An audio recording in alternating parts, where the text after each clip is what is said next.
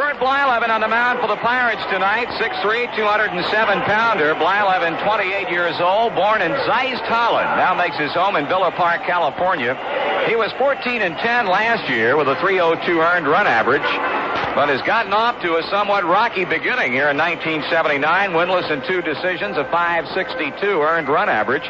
Joe, that's certainly not like Bert Blyleven, and I guess one of the better games that he has come up with this season was a game that he pitched against us at Riverfront. Very true, Marty, and you wonder what could be the problem with Bert Blyleven.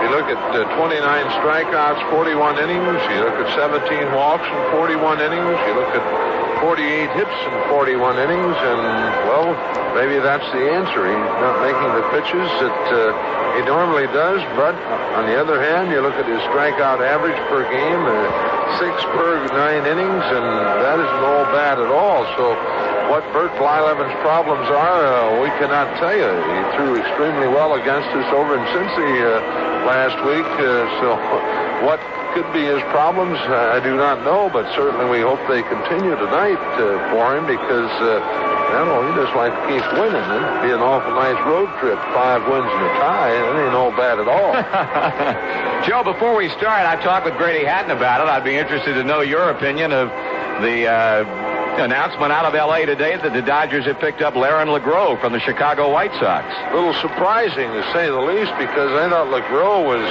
the main man out of the bullpen for the Sox, and last year we checked his record, did not have an outstanding year.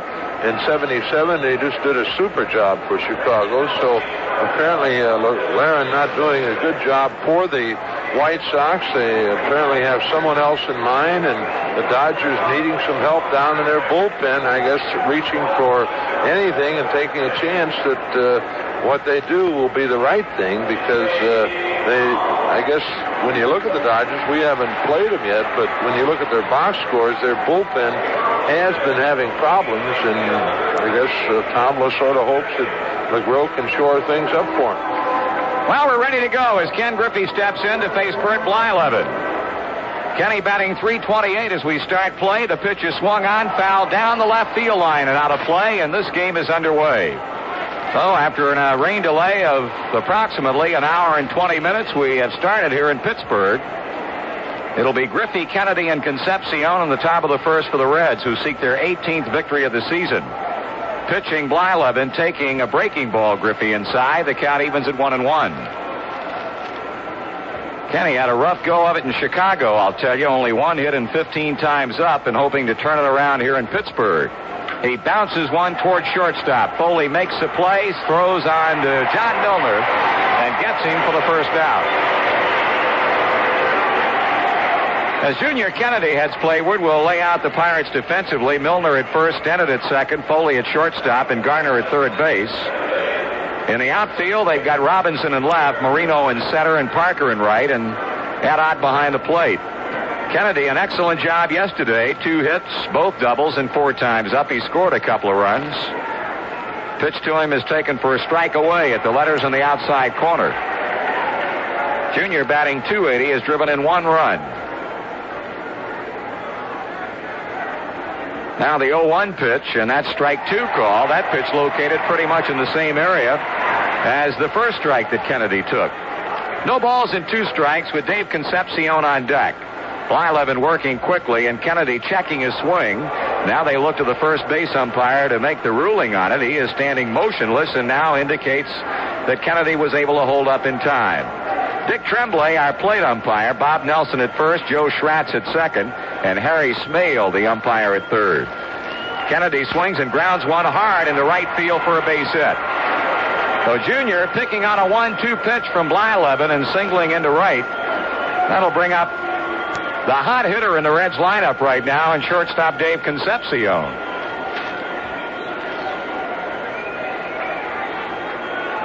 Davey hiking his batting average in Chicago to .331. He had a single and a 2-run homer in 5 times up yesterday to knock in 3 runs. The middle game of the series saw him go 1 for 3 with a couple of walks and 2 stolen bases. There's a throw to first. And in the opening game of the series, he had a single, a double, and a home run in 5 times up. So in all, Concepcion drove in 6 runs against Chicago pitching. He swings and grounds one into left field for a base hit. Kennedy goes to second. He'll stop there as Davey singles on the first pitch thrown by the Pirate right-hander, and Cincinnati now has 2 on for George Foster.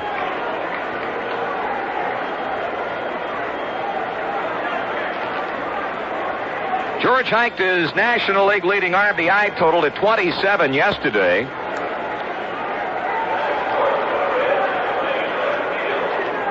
Or make that day before yesterday when he drove in 2 runs with a double. He now has knocked in 27 runs on the season. That is 2 more than Dave Winfield of the San Diego Padres. So Kennedy at second, Concepcion at first, 1 out. Foster batting .353 with 4 home runs. Blyleven comes to him, and George takes it up and in for a ball. Dimensions here at Three Rivers, 335 down the line, 375 in the alleys, and 400 to straightaway center. The outfield playing Foster deep and toward left. He swings and he misses on the breaking ball, and Blyleven's even with him at 1-1.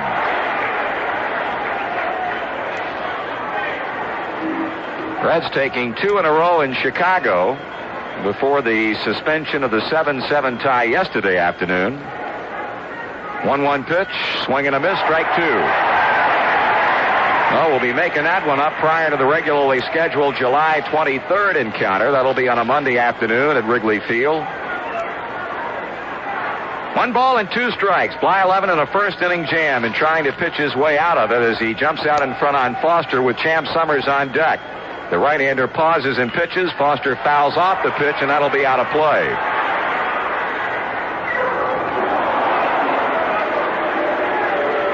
George, in the 2-game series at Riverfront against Pittsburgh, that, of course, the Pirates won both games, had a hit and 6 times up.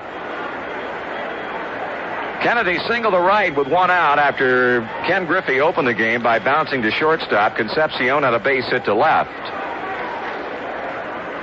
Foster waving the bat around as Blyleven looks to battery mate Ed Ott, sights a sign, and comes back with a pitch. Swung on and fouled off again.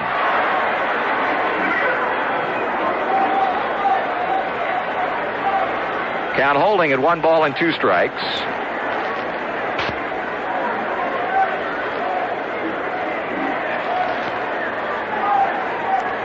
Foster trying to put some runs on the board here in the top of the first inning. Blyleven ready. He kicks and he fires. Foster takes it inside. 2 balls and 2 strikes. We'll be going at 2:15 tomorrow afternoon. Freddie Norman will go against right-hander Bruce Keeson. And then in the wrap-up to the series and the road trip Sunday afternoon, it's going to be Mike Lacasse hooking up with left-hander John Candelaria. Foster waiting on the 2-2 pitch with runners at first and second. He swings, he misses. The ball got away from Ed Ott and goes into the Cincinnati dugout. Foster, of course, is going to be out as the runners advance. Kennedy moving to third and Concepcion going to second. That's going to be a strikeout for Bert Blyleven, but on the wild pitch charge to the Pirate pitcher, both runners move up into scoring position. So with 2 down, it'll bring up Champ Summers.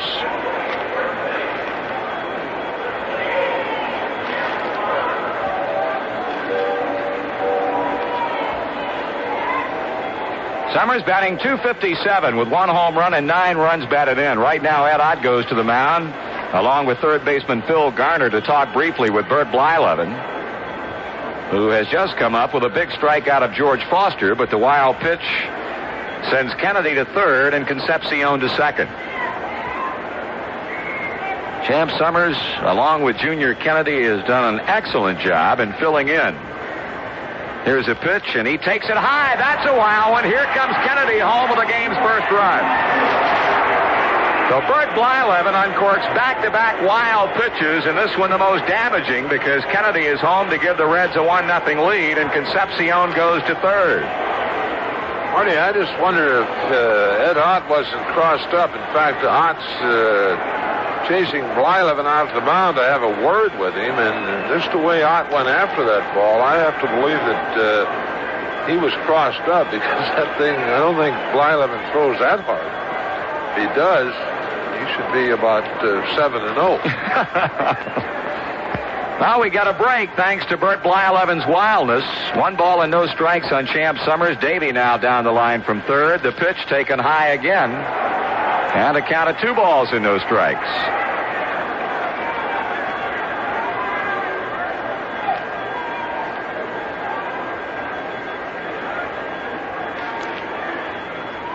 Ball 3. Well, Summers gets on, and he's a pitch away right now from getting a walk. The inning would continue with Johnny Bench up. Blyleven has been wild high with all 3 of his pitches to Champ Summers, and of course the wild one allowed Kennedy to score. He delivers, Summers swings, and he misses at a pitch up. 3 balls and 1 strike. Pirate outfield giving Summers room down the left field line and also over shortstop in the left center. He swings and fouls it off the left field line. Blyleven has come back to run the count full on the Reds' first baseman. The Reds begin play tonight 5 percentage points against or over Houston as the first place team in the National League West. Summers swings and drills one into right center field, but Parker there to make the catch. Champ hit it on the money, but had the misfortune of hitting it at Dave Parker, and that's all for the Reds. 1 run, 2 hits, no errors and 1 left, and after a half inning of play, it's the Reds 1, and the Pirates are coming to bat.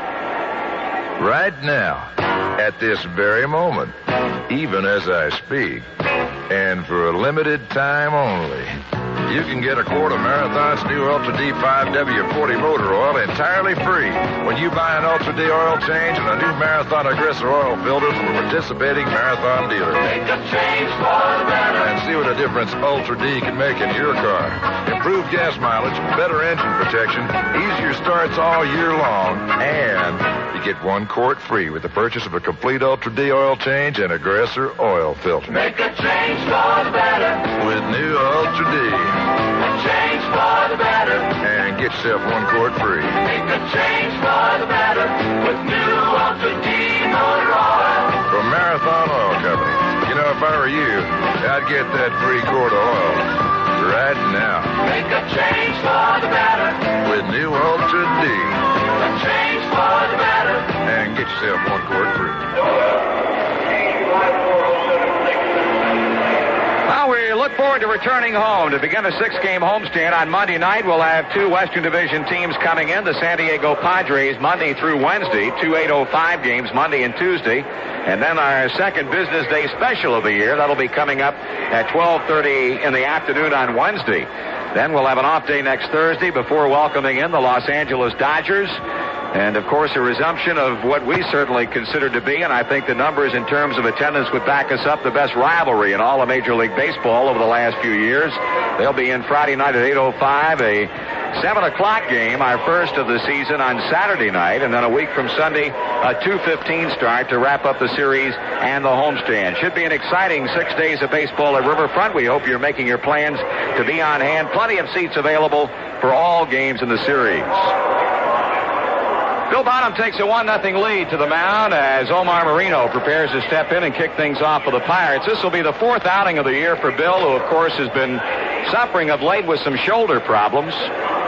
His win came on the 13th of April against the San Diego Padres, 4-2 the final score, when he gave up 7 hits and 2 runs in 6 innings.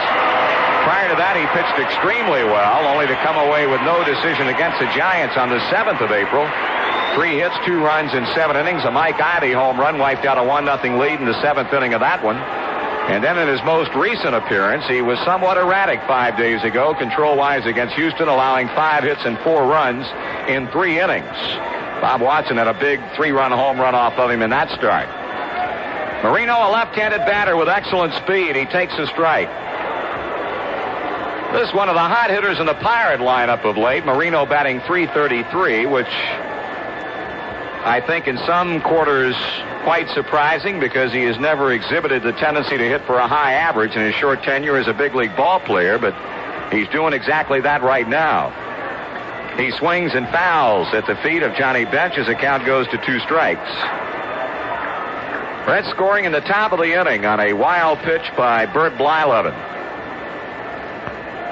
Moreno behind to Bill Bonham at no balls and 2 strikes. He takes it just outside for a ball. There's 3 for 10 at Riverfront in the 2 games and drove in 3 runs. Tim Foli will follow, and then it'll be Dave Parker. Bonham working, and that strike 3 call on the inside corner. We'll pause for station identification on the Cincinnati Reds Baseball Network. You might win $25,000. Details on WLW Cincinnati. It's the Cincinnati Reds and the Los Angeles Dodgers for a big weekend series at Riverfront Stadium next Friday, Saturday, and Sunday. Be on hand.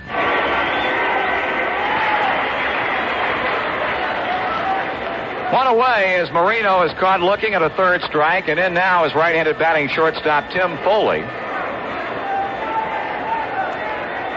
Foli takes a strike. He's batting .338. And boy, we can remember a couple of weeks ago when they came into Cincinnati, he had not yet had his first hit of the season. Since then, he's been smoking, and so is Bonham. He's throwing strikes. Quickly out in front 0-2 on the taken fastball. Foli's knocked in 13 runs. That pitch is low in the dirt. Bench knocks it out in front of him, and this is a guy who normally will not drive in many runs during the season, but the kind of production they've gotten lately out of both Moreno and Foli, it would certainly be an encouraging note if they can continue to hit well and the rest of these guys can get back on target again. That's a jam job and a slow roller. Bonham runs to pick it up, can't find it, and throws it away. Here comes Foli taking the turn. He'll go on to second base standing. He really got in on his fist, Bonham did. A slow roller that got past the mound. Bonham went out after it, reached down, couldn't find the handle, and then made the mistake of trying to scoop it off the turf and onto Champ Summers, and he threw it away. So that's going to be a base hit for Foli. A throwing error on Bonham, and the Pirates have the tying run at second. You can't get in on a guy any better than Bill got in on Foli, and turns out to be a base hit.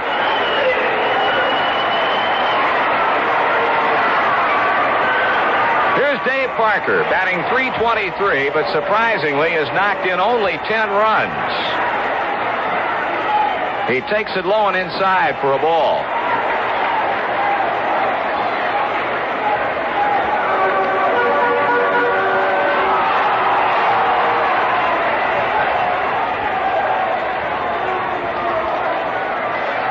Parker trying to get Foli in from second and tie things up. Bonham looking back that way, delivers, and it swung on and missed. 1-1.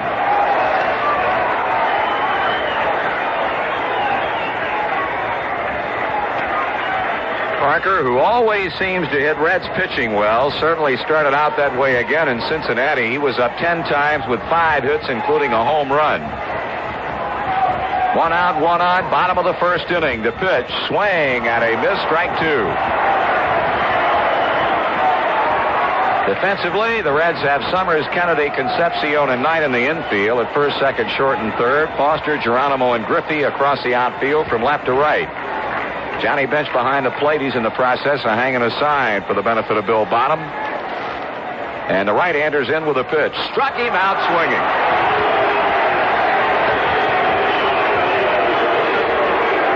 Bonham has struck out Moreno, allowed the infield hit to Foli and the resulting throwing error that sent Timmy to second, and has just come back with a punch out of Dave Parker. John Milner. Milner hitting .315, 5 homers, 18 RBI, second on the club in long balls. Bill Robinson leads the team with a total of 7. Another left-handed batter for the Pirates. He looks at one low for ball 1.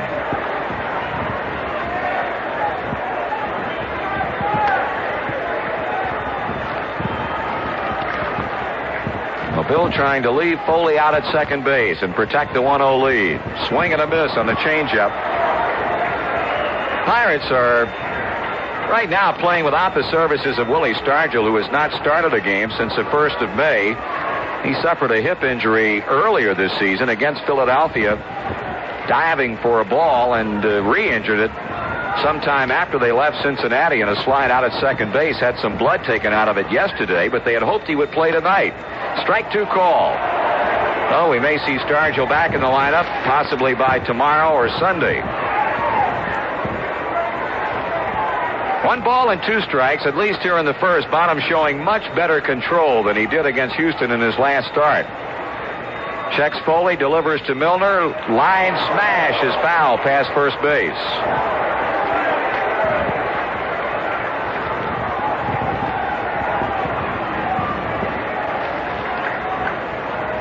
One ball, 2 strikes and holding on Milner. Bill Robinson on deck. Bonham sights a sign. He straightens up. He stops. He checks the runner. He pitches. That's below the knees. 2 balls and 2 strikes.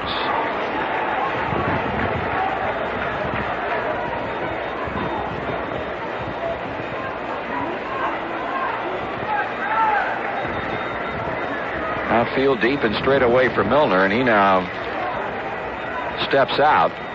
Milner, down through his big league career, has been known as pretty much of a dead pull hitter, but this season he started to go back up the middle and the other way on occasion. Result, the defense has to play more honestly. He strikes out swinging, or did he? No, he got a piece of the ball as he lunged for a pitch down and away and just ticked it foul.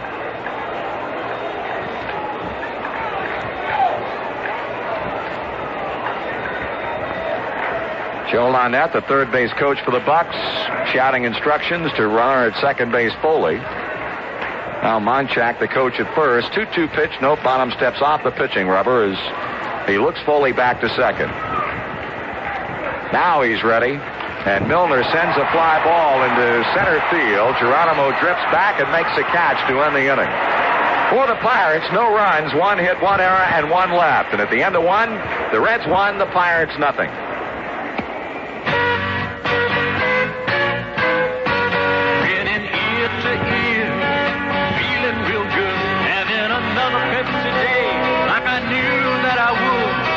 Lately I've been having quite a few.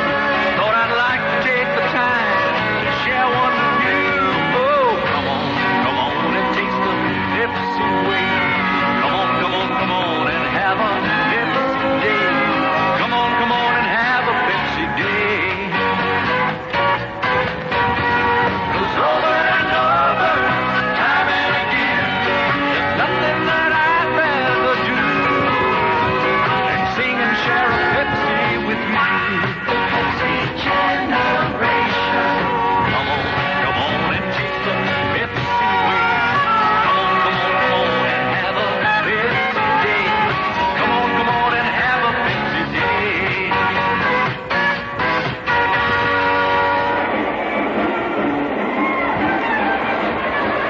Well, as we go to the top of the second inning, a couple of other National League games have started. At the end of 1 in St. Louis, the Braves and the Cardinals are scoreless. Likewise, the Cubs in Houston.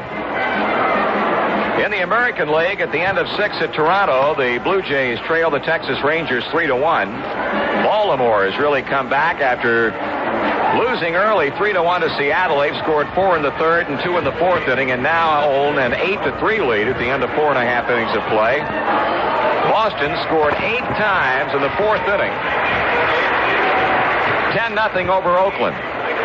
California 3-0 over New York at the end of 3.5. Don Baylor has hit a 3-run home run off Catfish Hunter. Milwaukee 1-0 over Detroit through 3, and Cleveland has a 1-0 lead over Minnesota at the end of 1. Kansas City, Chicago scoreless at the end of 1. Here's Johnny Bench. Here's Bert Blyleven. Ball 1 is high. John batting .205 with 2 home runs and 15 RBIs. Drove in 3 yesterday with a 2-run double and a single. He swings and fouls as the count evens at 1 ball and 1 strike.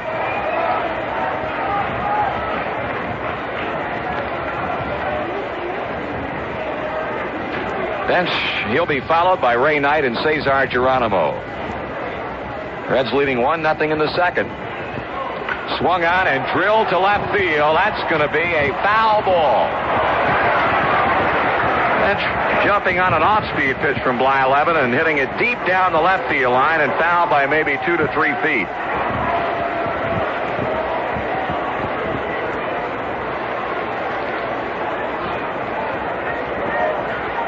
Well, John back to the plate. Blyleven out in front. 1 ball and 2 strikes. Phil Garner playing bench deep at third and only a couple of steps off the line.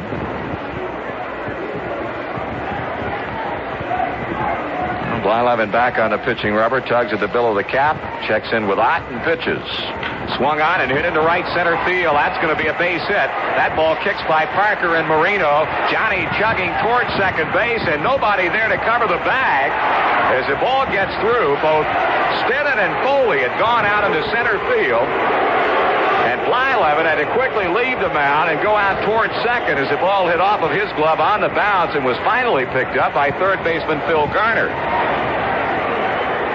So Johnny Bench doubles for the 3rd time this season. Here's Ray Knight.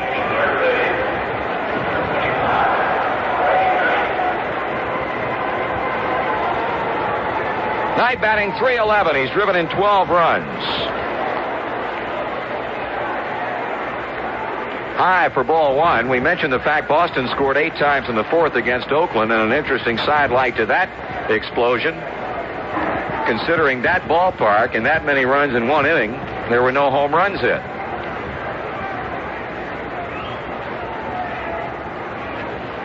Blyleven pitches, and Knight checks his swing. That's going to cost him a strike as he turns and takes a quick look at Dick Tremblay. Ray now will discuss that call with him. He wants to know whether the pitch was over for a strike, or did he call it a strike because he got around on it too much.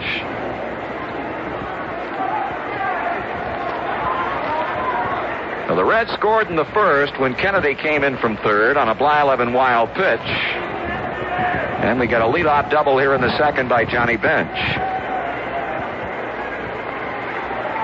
Blyleven 1-1. Knight, that's a strike. Started to go on the breaking ball. 1 ball and 2 strikes.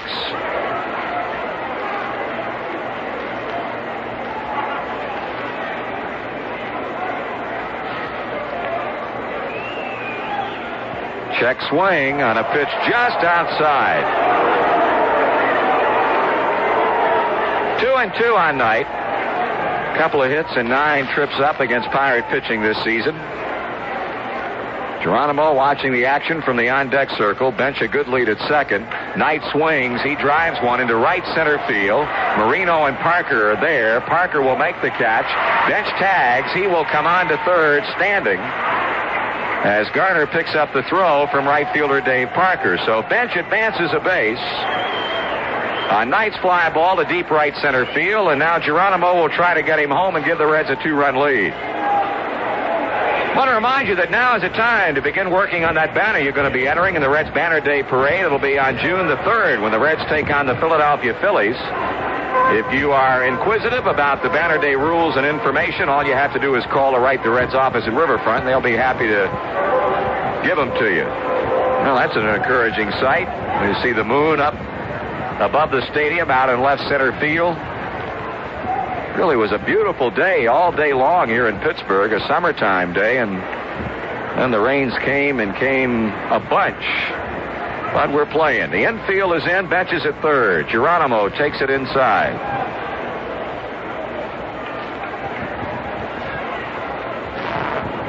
Cesar hitting 198. Had a chance to pick up his 8th run batted in. Checking, and that's a strike to him. 1-1. That pitch looked high. Buddy, we were talking to Joe Frazier, the manager, ex-manager of the New York Mets, and that's the pitch he was talking about. The umpires are calling so much, the high strike. Swing and a foul by Geronimo. Now, I think we've seen pretty good evidence of that so far. Bert Blyleven would certainly categorize this one right here as a big out if he can get it. Geronimo, of course, has different ideas. With Bonham, the pitcher, coming up. Here's a wind to pitch. Geronimo takes strike 3. a second strikeout for Blyleven. 2 down, and the batter will be Bill Bonham.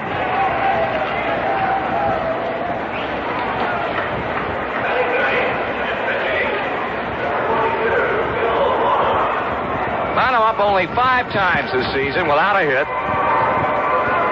Infield back at normal depth with 2 out and bench at third.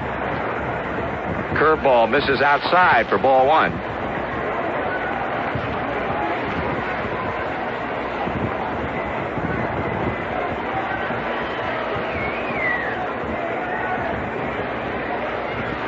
That's over for a call strike. Blyleven pitched extremely well against us last year, his first season in the National League, winning 2 without a defeat in 4 starts. And a 1.61 ERA against the Reds in 28 innings in which he allowed only 19 hits. Bonham swings and misses.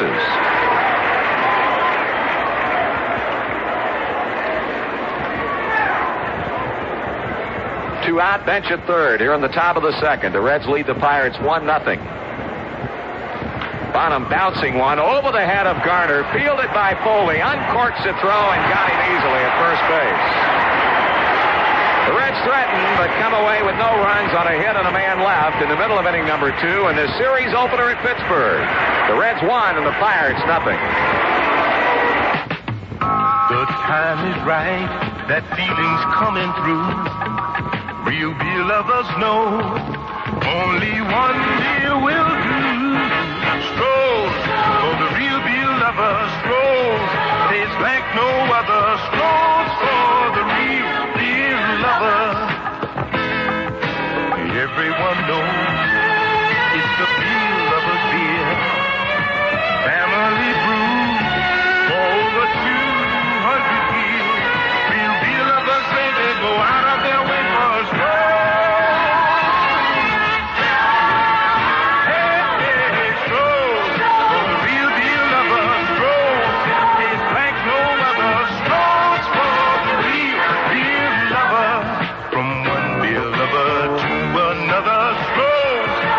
Brewery Company, Detroit, Michigan.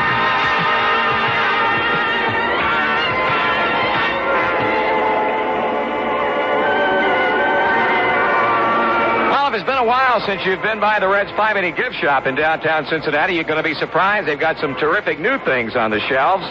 Get the opportunity next time you're heading down to Riverfront next week when the Reds come home against the Padres and the Dodgers, or whenever you're in the downtown area, by all means stop by. One of those new items is the Superfan T-shirt. If you're a Super Reds fan, you've certainly got to have one. 580, as you probably know, has things for every Reds fan, mom, dad, the kids, and with this being gift-giving time, what with graduation coming up and Mother's Day coming up this Sunday, Father's Day next month, it's a perfect place to pick up a gift for those people you have on your list. So stop by soon. The Reds 580 gift shop, located at 6 and Walnut Streets in downtown Cincinnati. Bill Robinson for openers in the home second. Bill batting .256, leads the club in home runs with 7. He's knocked in 15 runs.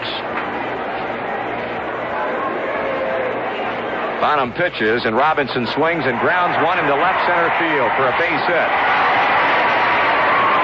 Second Pirate hit.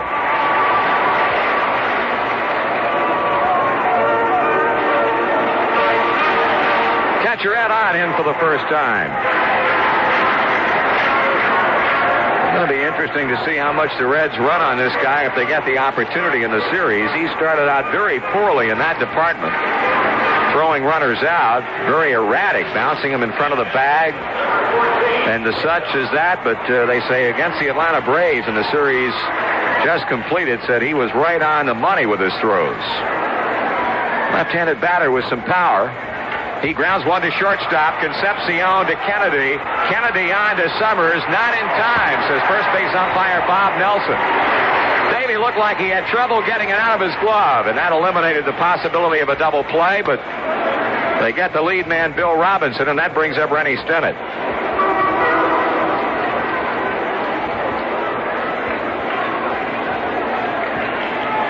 Stennett batting .230, no homers and 8 RBIs.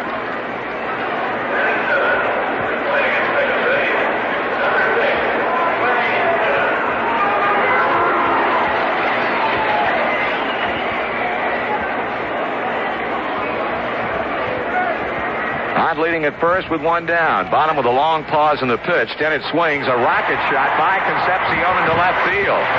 Ott will turn and hold at second base as Foster challengingly points at him as if to indicate go ahead and try it, but Ott thinks better of it. He'll hold right there.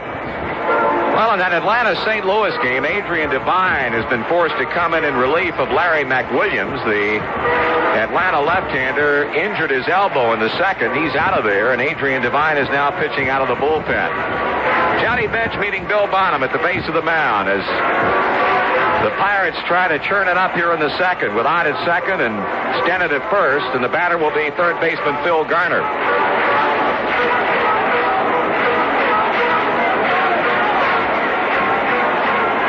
Garner batting .227.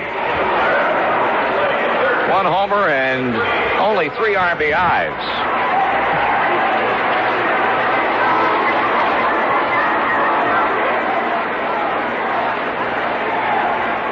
Bonham looking the runners over and pitches to Garner. That's high and away, ball 1. And the Pirates hoping to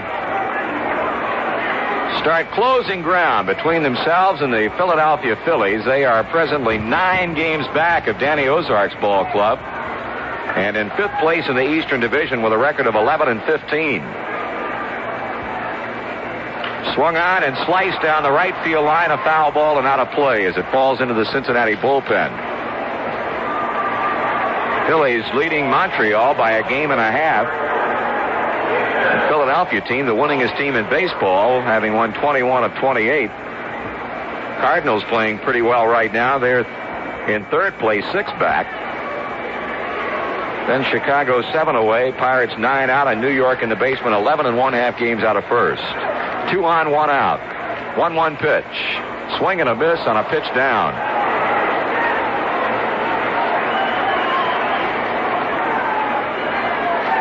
Bert Blyleven, the Pirate pitcher, will step in after Garner finishes. Robinson opened the inning with a base hit. Ott forced him with a ground ball to shortstop and then moved to second when Stennett singled to left field. Strike 3 swinging. That's a 3rd strikeout for Bonham. Here's Blyleven. Well, Bert pretty much in the same position here as Bonham was in the top of the inning with Johnny Bench, although he was at 3rd, the lead runner for the Pirates here at second. 2 out and a chance to help himself. Blyleven has had 2 hits, 1 a double this season in 14 trips. Now Tremblay calls time as Blyleven steps away and kicks the dirt out of his spikes. Pitching, swing and a miss.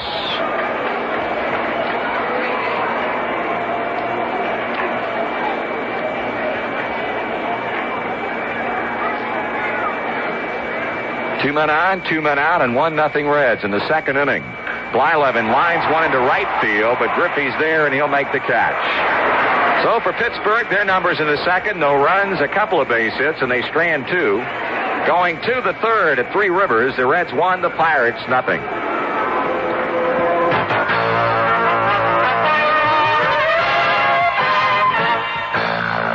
One former Reds pitcher was enshrined in baseball's Hall of Fame, but not for his pitching feats.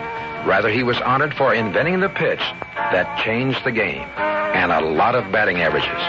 In 1870, Will Candy Cummings invented the curveball.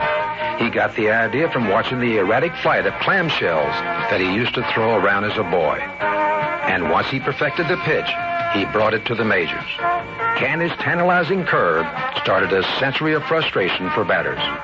I'm Pee-wee Reese, bringing you the history of America's first Major League Ball Club, sponsored by the First National Bank of Cincinnati. When it comes time for you to start a savings plan, think of First National, the bank that brings you the Reds on radio. We can help. First National Bank. Member FDIC.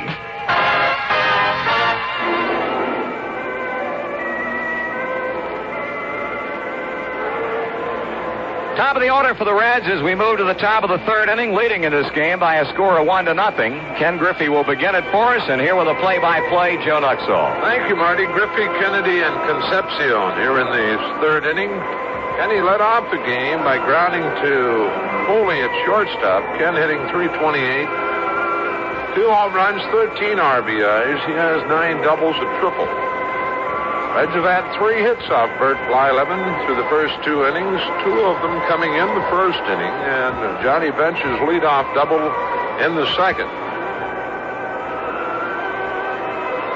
Well, the Chicago Cubs lead the Houston Astros after 2 innings in the Astrodome, 3-1. The Cubs scoring 3 times in the second. The Astros picking up 1 in the bottom of the second. At Atlanta, there's no score after 2 innings. All the rest of the games are on the West Coast. New York at San Diego, Montreal at Los Angeles, and Philadelphia at San Francisco. Blyleven completes his warm-ups, and Griffey makes his way to the plate. Of course, Kenny playing in front of some of his hometown friends. Kenny from Donora, Pennsylvania, and a lot of his relation here at Three Rivers this evening. Junior Kennedy on deck. Kenny steps into the batter's box. Blyleven checks with his catcher, Ed Ott, and the first pitch on the way. High and outside, a ball. Blyleven throwing a couple of wild pitches in the first inning to help us to our 1 run. The 1-0 delivery. Griffey looks at it low, and it's 2 balls, no strikes. Blyleven has struck out 2. He got Foster in the first inning, Geronimo in the second. The wind, the 2-0. Griffey checks his swing. It's high. 3 balls, no strike.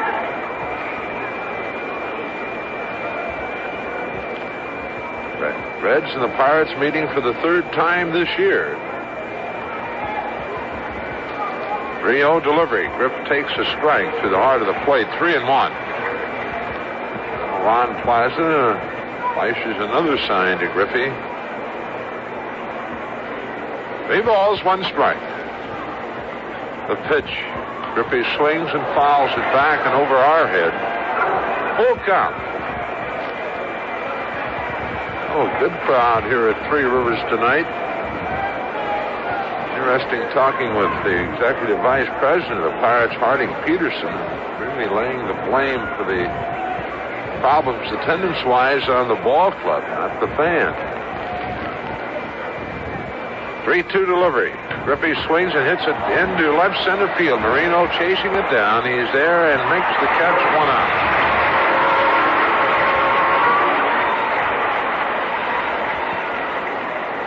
One away, and Junior Kennedy, the batter. Junior singled a ride in the first inning, moved to second on a base hit to left by Concepcion, moved to third on a wild pitch by Blyleven, and came home on a wild pitch by Blyleven.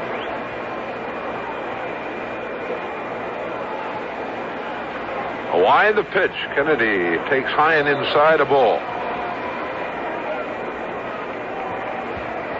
Well, the Cubs pick up another run in the 3rd inning and now lead Houston 4-1 after 2.5 in the Dome.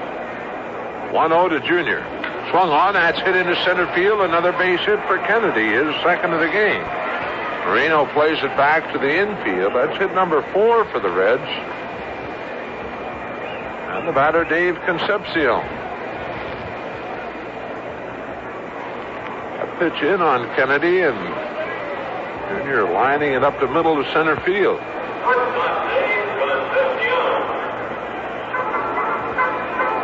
Dave, with the base hit in the first inning, raises his average to .336.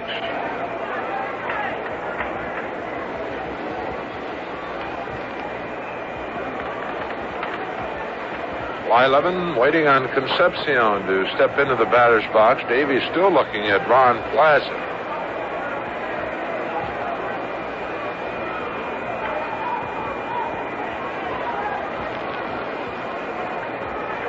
Blyleven, a throw over to first, high, and Milner leaves his feet to pick it off. Davey, with that base hit in the first inning, now takes over the club lead in base hits with 42. George Foster has 41 and Ken Griffey 41.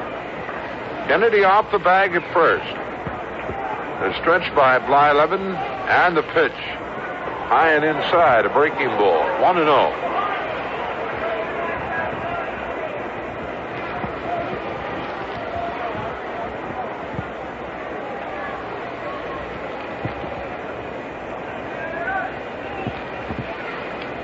Concepcion again checks with Ron Plaza. Now back into the batter's box. The stretch, the pitch, strike call, the fastball. 1-1.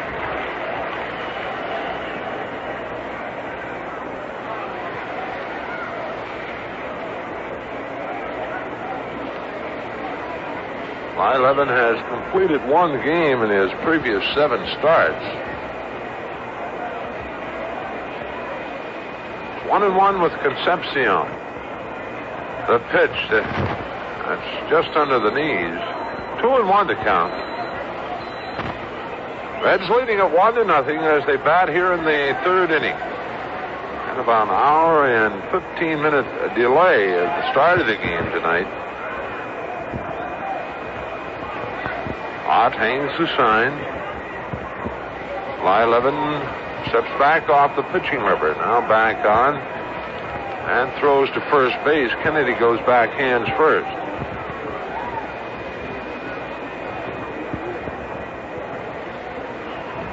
Now Concepcion walks away from the plate. Checks in with Ron Plaza.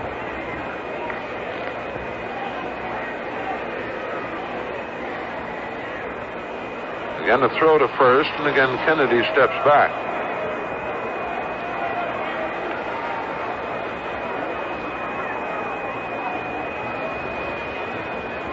Blyleven to the belt. The 2-1. Swung on and fouled. Straight back. Count evens 2-2.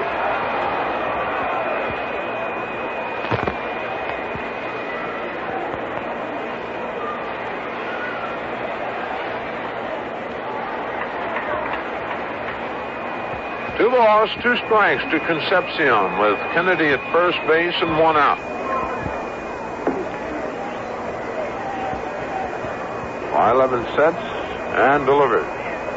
That bounces away from Ott. Kennedy on his way to second. Throw down, not in time, and Kennedy just hanging on to the bag. He overslid the bag, but was able to hang on with his right hand. So that'll be a wild pitch to third, charge to Bert Blyleven as Junior moves on to second base, and the count full now to Dave Concepcion.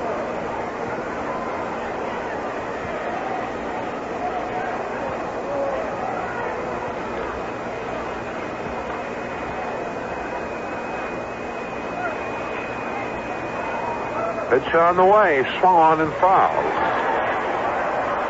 Davey apparently having no problems with that knee. He hit the second base bag very hard yesterday and bruised his knee just a bit, but apparently everything all right. He's had a couple of pretty good swings, Blyleven. Count full, 3-2. George Foster waiting on deck. The stretch by Blyleven, and again the 3-2. That's again fouled away by Concepcion.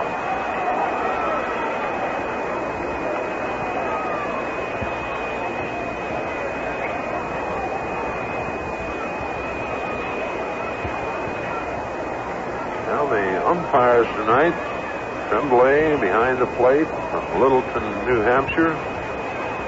Bob Nelson at first base from Hatboro, Pennsylvania. 3-2 again. Swung on and hit deep to left center field, and looking up is Bill Robinson, and that's number 5 for Dave Concepcion. They did 6 home runs all last year, and he just hits number 5 with Junior Kennedy on, and the Reds lead it 3-0. Right now, we'll pause for station identification. This is the Cincinnati Reds Baseball Network. I can't believe it. $1,000 winners are still doing it on WLW Cincinnati. It's the Cincinnati Reds and the Los Angeles Dodgers for a big weekend series at Riverfront Stadium next Friday, Saturday, and Sunday. Be on hand.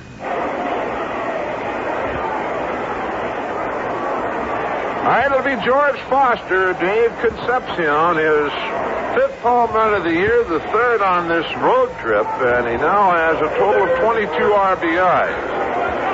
Reds leading it 3-0. 5 hits off Blyleven. Foster struck out in the first inning. A wind, the pitch.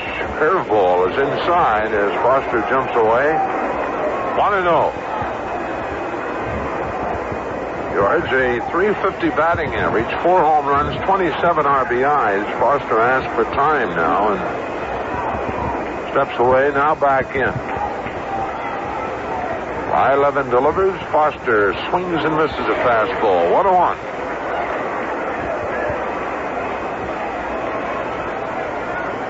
Reds 3, Pirates nothing. A 1-1 delivery. Foster takes low on outside. Slider. 2-1.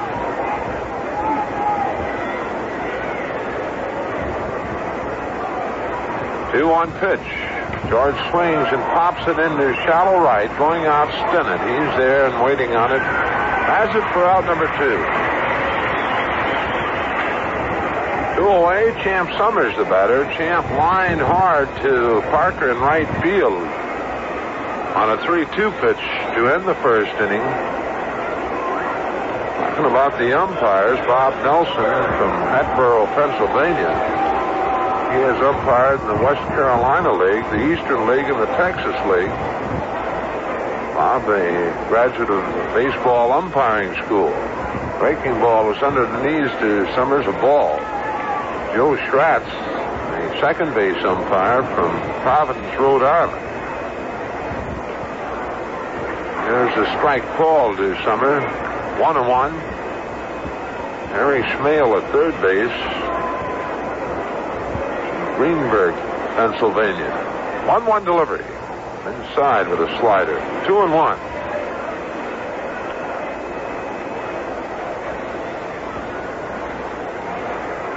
Blyleven shakes off a sign. The 2-1.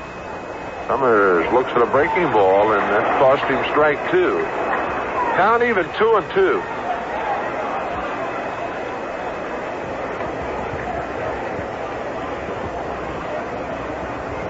Blyleven back with the 2-2. Summers swings and misses. That's the 3rd strikeout for Bert Blyleven.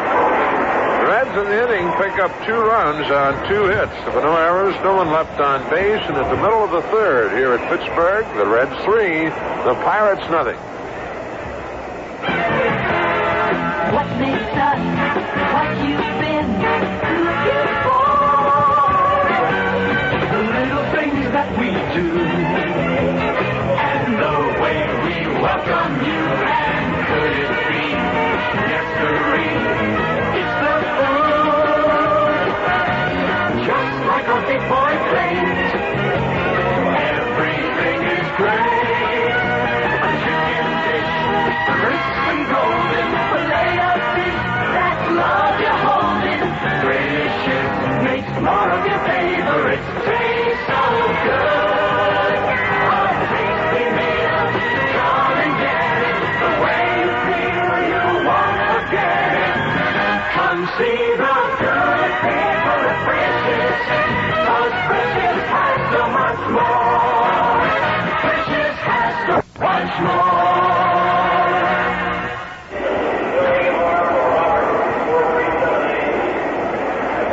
Pittsburgh in the bottom half of the 3rd. It'll be the top of the order, Moreno, Foley, and Parker. Moreno in the first inning called out on strikes, and Omar is now making his way to home plate.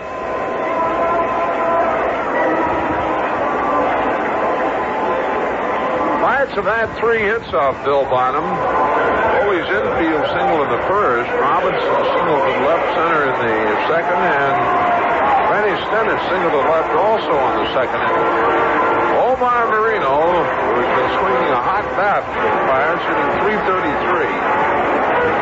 Driven in 12 runs. 3 doubles, 4 triples. Left-handed batter. Outfield straightaway, and Ray Knight shallow at third. The pitch. Going outside a ball.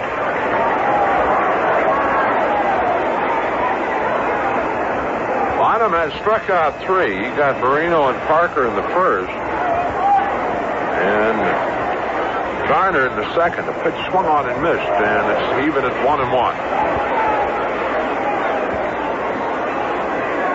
Moreno leads the National League in stolen bases with 15. A ball of strike to count to Moreno. Bonham has his sign, the 1-1. That swung on and grounded to Kennedy at second. Junior's throw on to Summers, 1 out.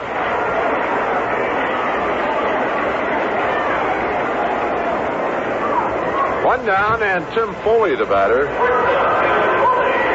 Foli had that broken bat infield single, and I mean broken bat. The barrel of the bat flew into the stands over the Reds' dugout. Foli able to reach safely. Bonham delivers. Foli takes low and outside, a ball.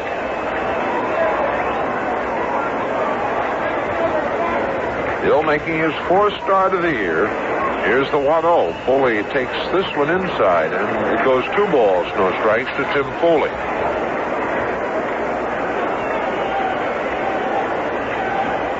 Big guy on deck, Dave Parker. Pitch. Ball 3. 3-0 the count to Foli.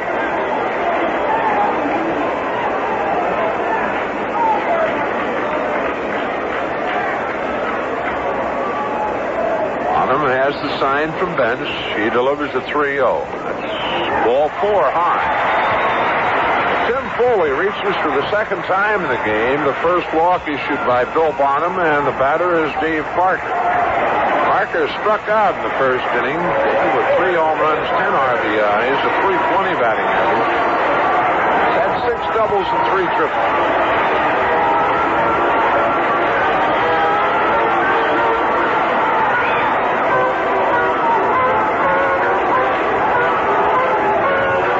Foli at first leads, Bonham the stretch, and the pitch to Parker outside a ball.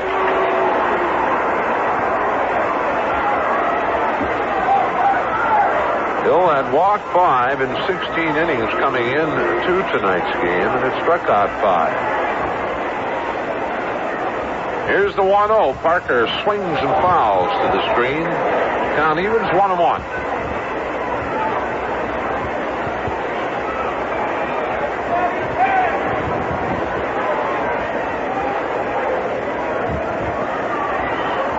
Foli at first leads. Bonham the stretch. And the 1-1 pitch going outside. 2 balls, 1 strike to Dave Parker. John Milner on deck. That's leading 3-0, scoring a run in the first, 2 in the third on Concepcion's home run. 2-1 delivery, swung on and fouled, and the count evens at 2-2.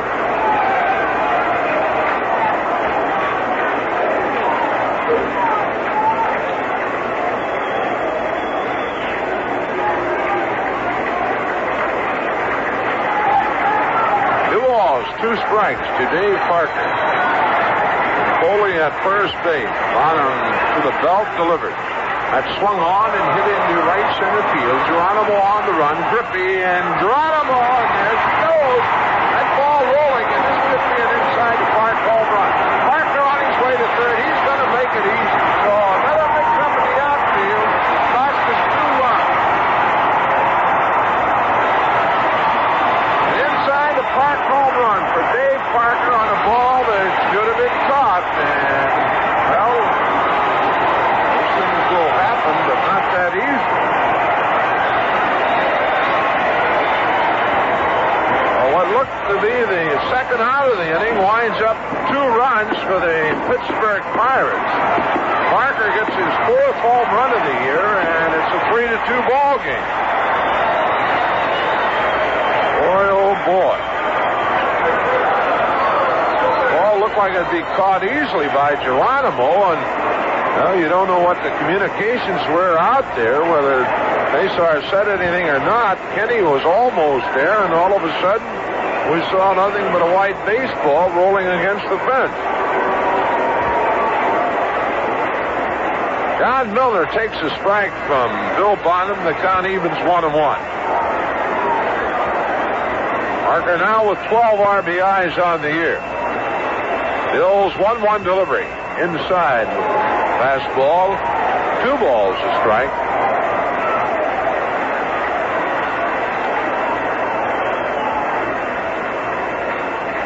Bottom winds. The pitch missing outside. 3-1.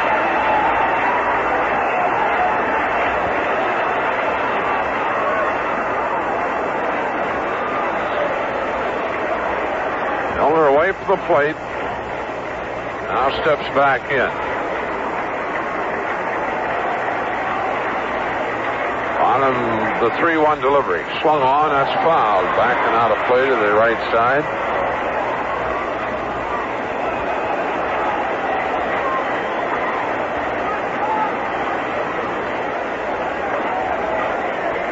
Full count to John Milner. Bill Robinson on deck.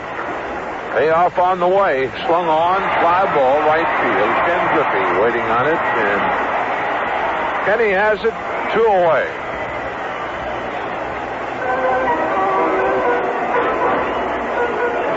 Two down. That brings Bill Robinson to the plate. Bill singled to left center field in the second inning, leading off.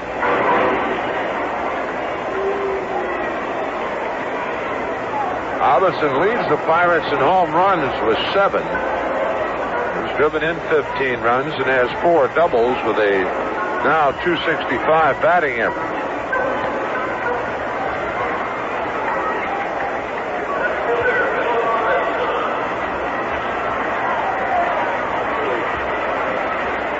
Bonham delivers. Robinson swings and misses an off-speed pitch.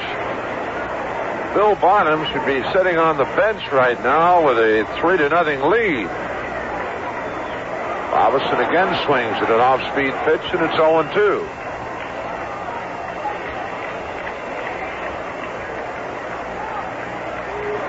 The 0-2, that's swung on and missed, and Bill Bonham strikes Robinson out on 3 straight off-speed pitches. His 4th strikeout. Pirates get a gift here in the inning. They pick up 2 runs on 1 hit. There were no errors, no one left on base. The end of 3, Cincinnati 3, Pittsburgh 2. The time is right, the feeling's coming through. Real beer lovers know only one beer will do. Stroh's for the real beer lover. Stroh's tastes like no other. Stroh's for the real beer lover. Don't just sit there and wait for the 7th inning to stretch. Stretch out for a great tasting Stroh's beer right now. After all, you're into a good Reds game, so sit back and get into a nice cold Stroh's. Stroh's beer for the any inning stretch. Stroh's for the real beer lover. Stroh's tastes like no other. Stroh's for the real beer lover. From one beer lover to another Stroh's. The Stroh Brewery Company, Detroit, Michigan.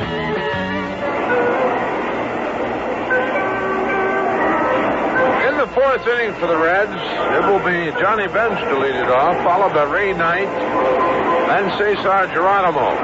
Bench doubled to right center field leading off the 2nd inning. We moved him to 3rd base, but we're unable to score John. Reds with 5 hits in the game, 2 in the 1st, 1 in the 2nd, and 2 in the 3rd. Big hit to this point has been a 2-run homer off the bat of Dave Concepcion. Johnny Bench steps in. John, his 3rd double of the year in the 2nd. Blyleven has struck out 3, has not walked a batter, has thrown 3 wild pitches.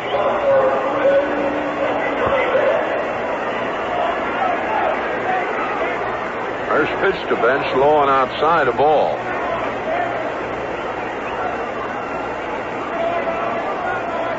Blyleven winds and delivers. Bench swings and fouls. Straight back and out of play. 1-1.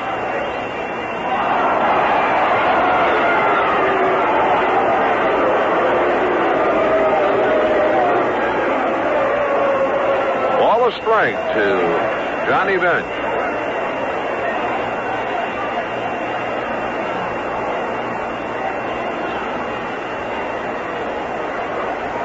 Blyleven into the line.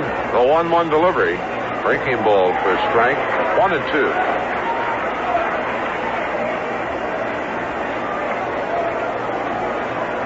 Blyleven delivers the 1-2 and swings, and it's a very high fly ball into left center field. Bill Robinson of step onto the warning track, takes it in.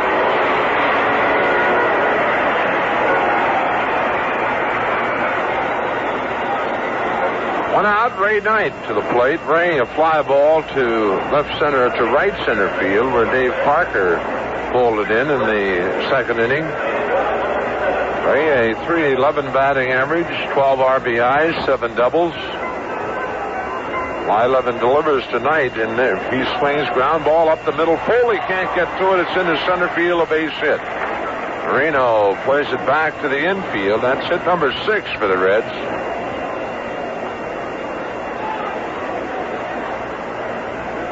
Knight at first base, and Geronimo, the next batter.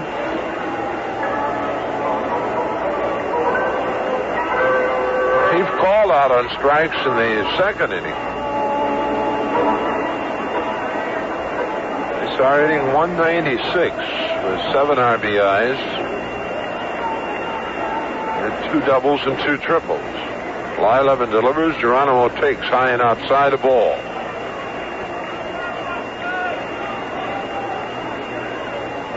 The outfield very wet in the rains before the game, but the grounds crew did a super job getting the field ready. 1-0, Geronimo takes again outside, just missing this time. 2 balls, no strike.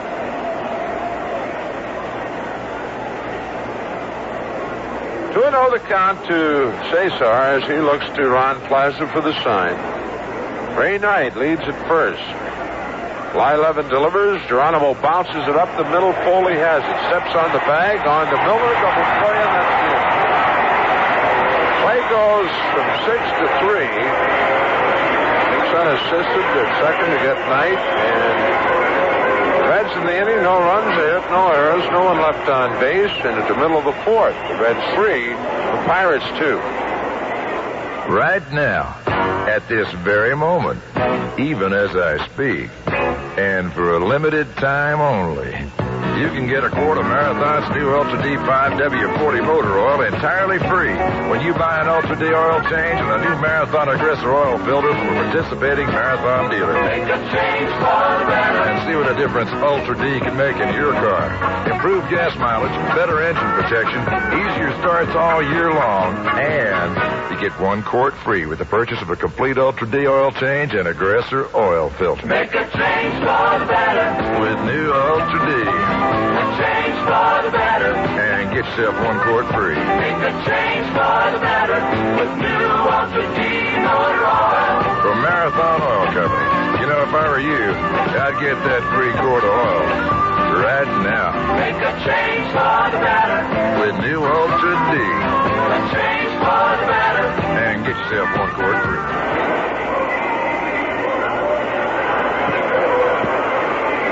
In the bottom half of the fourth will send up Ed Ott, Rennie Stennett, and Phil Garner. Ott, in the second inning, forced Bill Robinson at second base. Ott, a .260 batting average, 2 home runs, 7 RBIs, 7 doubles, a triple. And a left-handed batter, and of course he and Steve Nicosia platoon behind the plate for the Pirates against left and right-handed pitching. Reds leading 3-2 as we presented with 2 freebies, more or less, in the third inning. Bill winds and delivers, and Ott swings and grounds it off the glove of Champ Summers and down the right field line. Ott makes a turn. He'll go into second with a double. Summers made a drive to the ball. It looked like the ball came up and might have hit Champ on the arm, but arm into right field it goes for a double. The 5th hit of the game for Pittsburgh. Out at second, and Rennie Stennett the batter. Stennett singled to left in the second inning.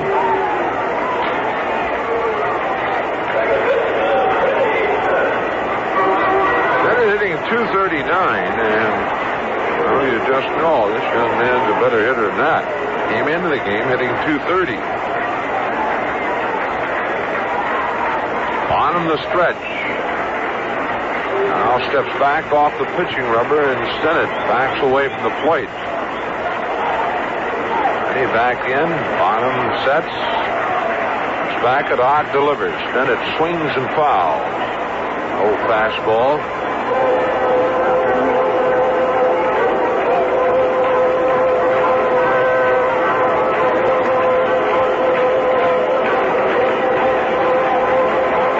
Ott leads at second. Bonham delivers. Stennett swings, fouls down the right side, back into the seats. Bill in front, 0-2.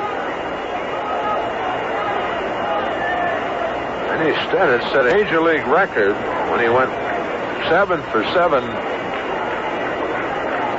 Chicago back in 1975. 7 straight base hits.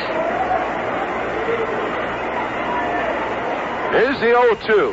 Stennett, a check swing ground ball. Concepcion is short. Quick throwing to Summers. They got him, and Ott holds at second base.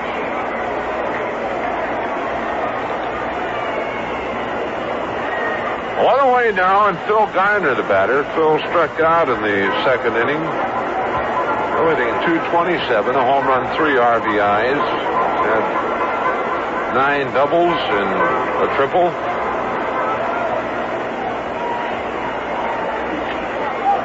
Dave Concepcion at the mound. The rosin bag, and now makes his way back to shortstop.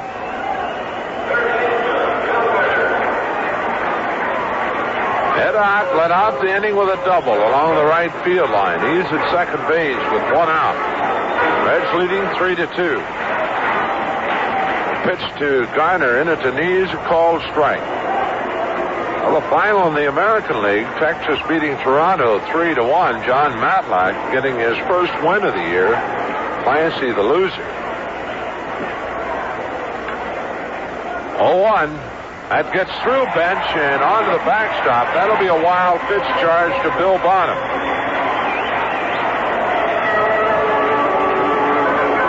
Well, the 4th wild pitch of the game. 3 by Blyleven, and now Bill Bonham with 1. Moves Ed Ott to third base. The count 1-1 and brings the Reds infield in.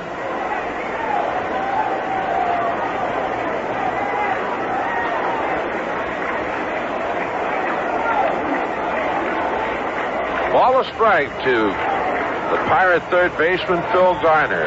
The wind, the pitch. That's low and outside, and nice job by Johnny Bench to block the pitch. 2-1 now to Garner.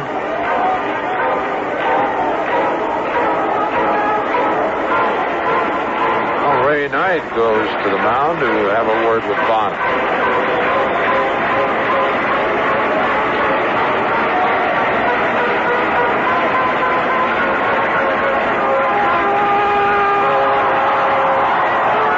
Garner looking at Joe Lonette, the third base coach of the Pirates.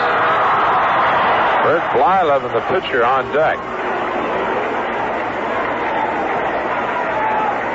Bonham winds and delivers. Garner takes strike 2 on the outside corner, and the count evens. 2 balls, 2 strikes.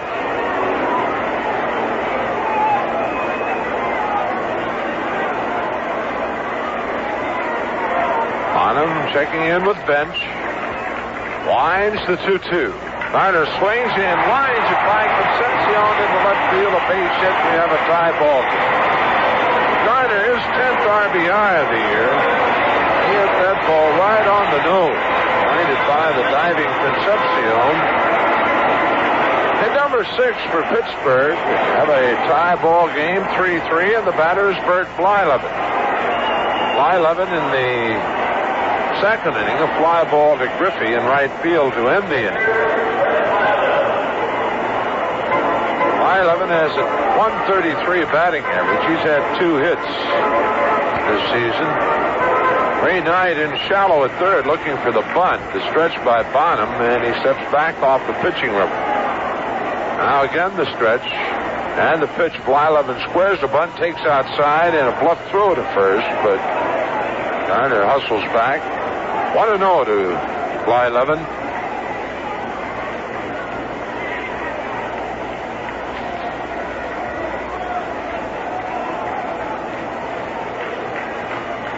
Pitch. Blyleven squares the bunt, does first base side. Summers has it. He'll throw back to Kennedy at first base with sacrifice work. Play going 3-4. Garner moves on to second base. With 2 away now, the batter is Omar Moreno. Moreno 0 for 2, called out on strikes in the first.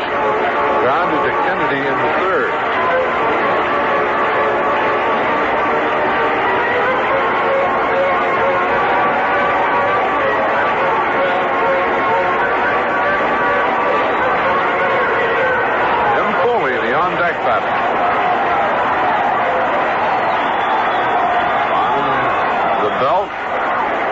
Delivers to Moreno, and it's swung on and chopped foul off the first baseline. Phil Garner at second base with 2 out. The Pirates have tied it up here in the fourth with a run. 3-3. Steam with 6 base hits in the game.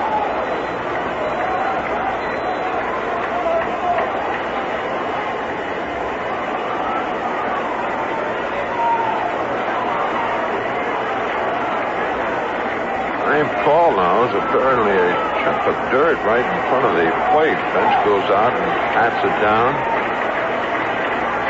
He hangs a sign for Bonham. Bill the stretch. Looks back at Garner and delivers. Moreno swings and misses a fastball away. 0-2.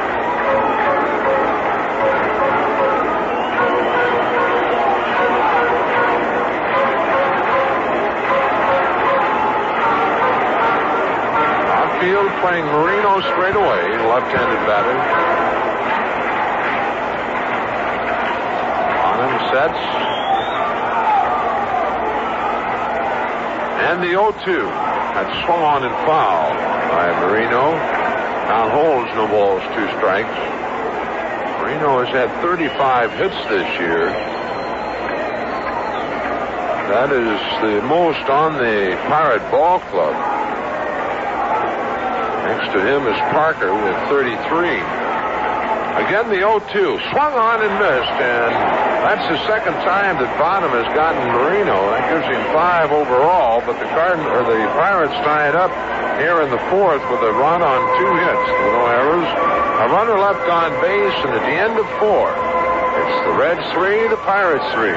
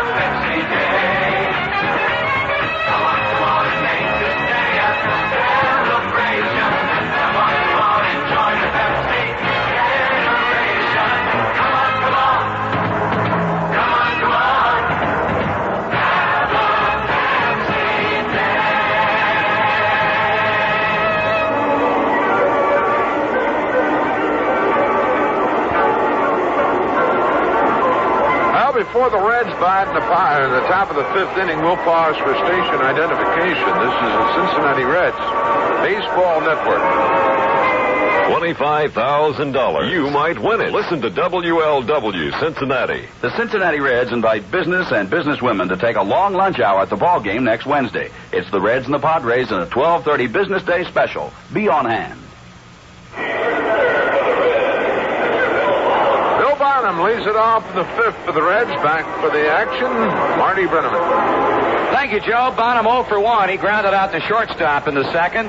Bert Blyleven delivers, and Bill takes a breaking ball for strike 1. So the Pirates have come off the mat after trailing 3-0 and tied things up as we play here in the 5th inning. Bonham swings and he misses, and very quickly Blyleven ahead at 2 strikes. Bert has struck out 3, has not yet walked anybody. There's strike 3 call, and he disposes of Bill Bonham very quickly on the minimum of 3 pitches. Well, we go back to Ken Griffey, who's grounded to short and flied out to center.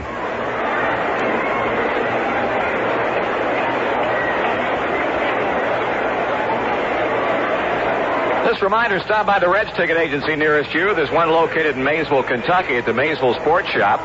If you reside in Seymour, Indiana, at Montgomery Ward, in Lebanon, Ohio, at Bashford Sporting Goods, and in Piqua, Ohio, at Jack's Drugs. Griffey trying to get back on the beam again. It's been a rough road trip for him. He takes a strike at the letters from Blyleven.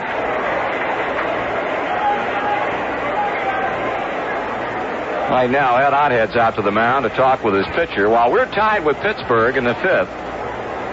Down in Houston, the Chicago Cubs enjoy a 5-2 lead over the Astros. And a couple of finals in from the American League. Joe mentioned Texas beat Toronto 3-1. Baltimore over Seattle 8-3. The Orioles' 17th victory in the last 20 games. Steve Stone besting Byron McLaughlin. Blyleven pitching again, and Griffey takes high for a ball. 1-1. Reds have had 6 hits. The Pirates have had 6 hits. We've committed 1 error. Strike 2 call.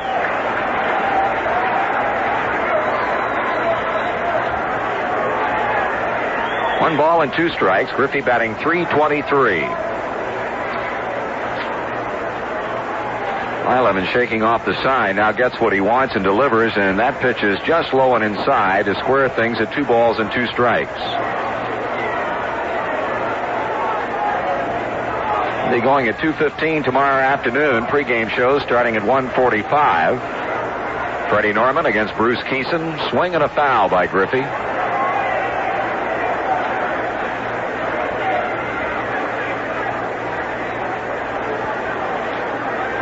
Junior Kennedy on deck.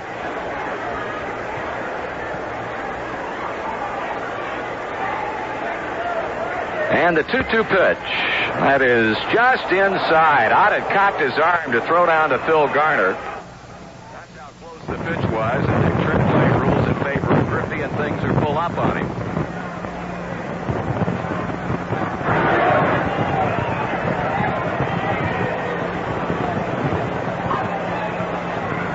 Payoff pitch on the way, and that's a ground ball to second. Stennett has it. He throws on to Milner for out number 2.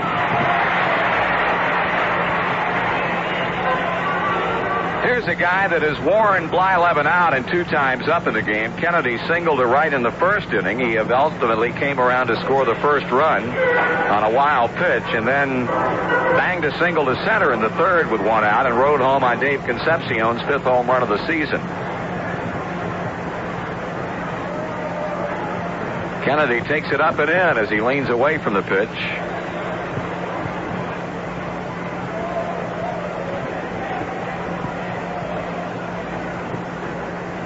Well, Blyleven had started into the windup. Junior called time and stepped away, but just as quickly gets back in. The 1-0 pitch. That's low, ball 2. 2-0.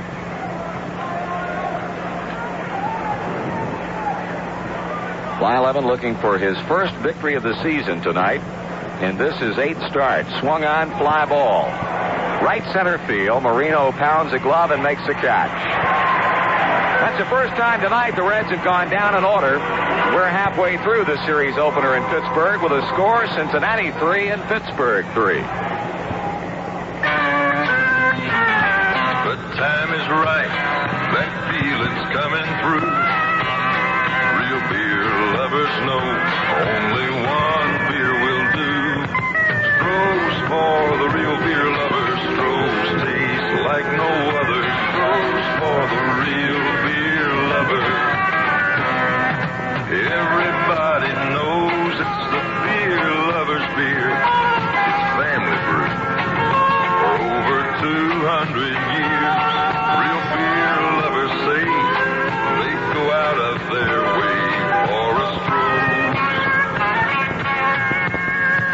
Stroh's for the real beer lover. Stroh's tastes like no other. Stroh's for the real beer lover. From one beer lover to another. Stroh's. Stroh's. The Stroh Brewery Company, Detroit, Michigan. You may not be aware of it, but anytime you purchase Cincinnati Reds tickets, whether you get them at the stadium, at the Reds 580 gift shop, or you order by mail, you can charge your purchase to your bank credit card. Well, with that thought in mind, we'd like to suggest that you take a look at the Reds schedule right now and then get those tickets in advance. That way you assure yourself, of course, of a better seat location. You call the Reds office at Riverfront first thing tomorrow. They'll be happy to send you a handy ticket mail order envelope. Here's Tim Foli leading off the bottom of the fifth inning. He drives one deep to left field, but a foul ball.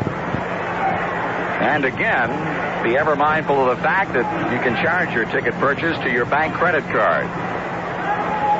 Foley is 1 for 1, has been hit by a pitch, has scored a run. He bounces off the end of the bat slowly toward first. Up with it, Summers, under hands to Bonham, who beats Foley to the bag for the first fifth inning out.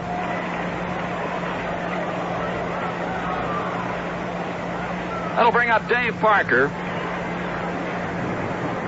Dave, the recipient of a great big gift in the third inning. After Foley had been hit by a pitch, he hit a fly ball to right center that Geronimo and Griffey completely got fouled up on. As they crisscross, the ball shot through both of them, and Parker circled the bases for an inside-the-park home run. His fourth of the season.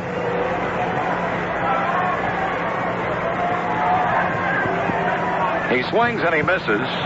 Bonham struck him out in the first. Well, Bill throwing extremely well in the game. He has struck out 5 batters.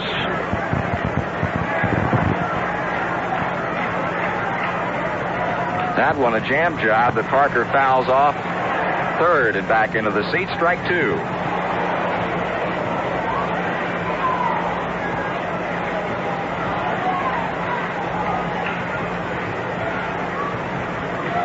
Parker waving it around as Bonham kicks and throws. Dave takes low inside. It bounds away from Johnny Bench.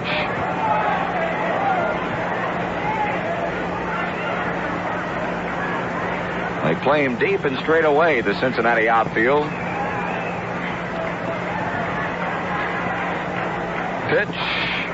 Strike 3 swinging. Bench dropped the ball and put the tag on him as Parker went after a pitch down, and that's the second time that Bonham has got him on strikes. He'll work down to John Milner with 2 out.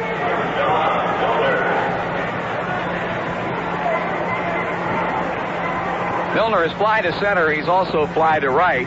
Boy, the way Bonham is throwing tonight, if we can get Tom Seaver back in there, things are going to be very well, thank you, as far as the Reds pitching rotation is concerned. Bonham starts Milner out with a high fastball. He swings and he misses.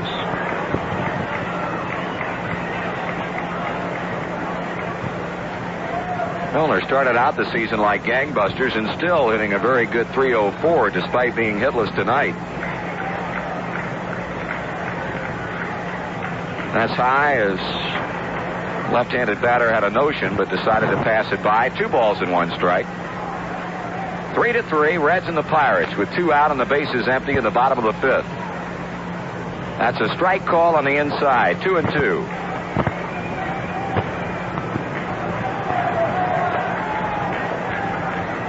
Bonham fires and Milner takes low inside. Ball 3. Full count. We'll have Norman going tomorrow and Mike Lacasse on Sunday, with a possibility that Tom Seaver will be opening up the series against San Diego on Monday night. Bonham throws a payoff, and Milner swings and pulls it to first. Summers, however, is there. He waves Bonham away and goes to the bag for the putout. Pittsburgh is out in order for the first time tonight and through 5 complete. The Reds 3 and the Pirates likewise.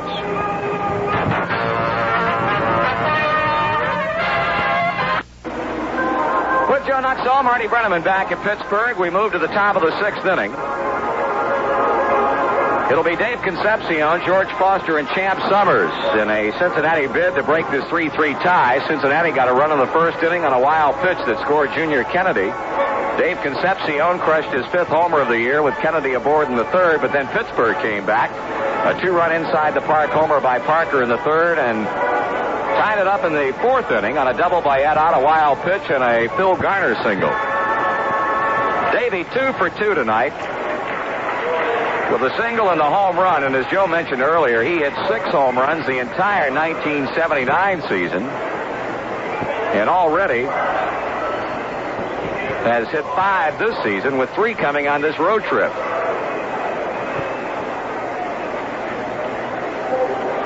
With a run scored tonight, he's now scored 12 times in the last, well, make it 6.5 games, counting a part of this one.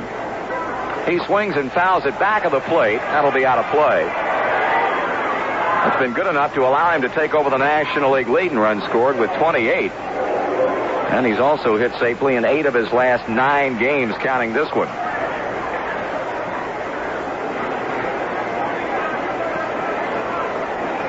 Jumped his batting average up to .341 with a perfect night so far. The strike 1 pitch from Blyleven is in, a curve for a strike. Another final from the American League. Boston has beaten Oakland 11-2. Stanley the winner, Keogh the loser.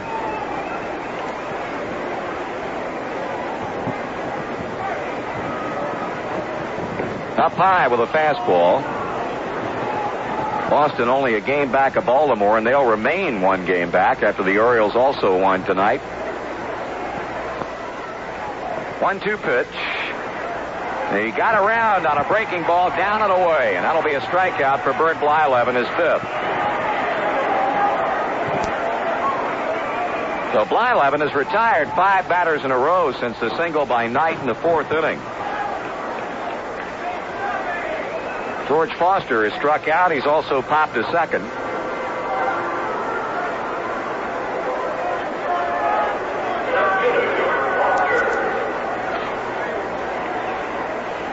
Up high, ball 1. It's been a while since George has hit one out. That was back on the 29th of April when he homered off Cardinal left-hander Buddy Schultz. High and inside, 2 balls and no strikes. California's beaten the Yankees 4-1. Milwaukee remains 2 back of Baltimore with a 5-1 win over the Detroit Tigers. Sorensen the win, and Mark Fidrich took the defeat, his first decision. Well, the final scores start to roll in here. 2-0 pitch. Foster swings and misses.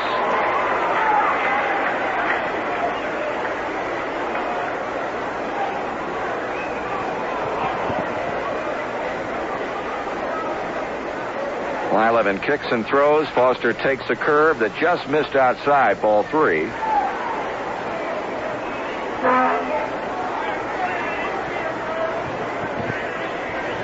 Well, Blyleven, who has not walked a batter.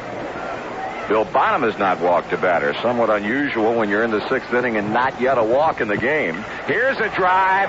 Deep center field. The Reds lead 4-3. Foster hit it up into the seats in straightaway center.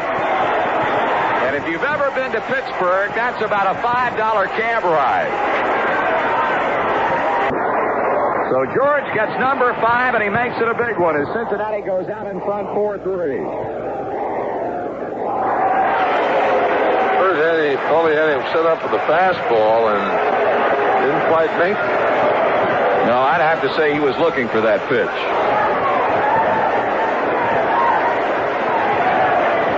28th RBI of the year for Foster. A home run to the seats in straightaway center below the massive scoreboard, and that brings up Champ Summers. Summers is lined hard to right and struck out. He swings and drives one to center. Marino goes back to the warning track, however, and makes the catch. Boy, Champ hitting into tough luck tonight, I'll tell you. That's 2 times he's hit the ball hard, but right at somebody. Now Johnny Bench.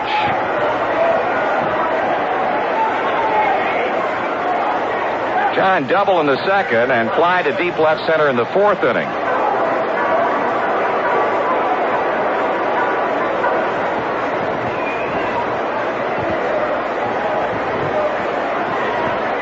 Takes a curve for a strike.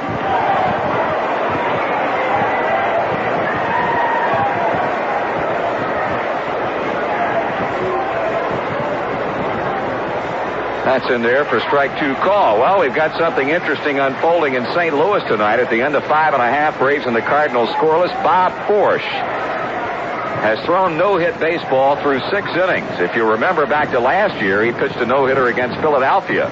Bench holding up on the curveball.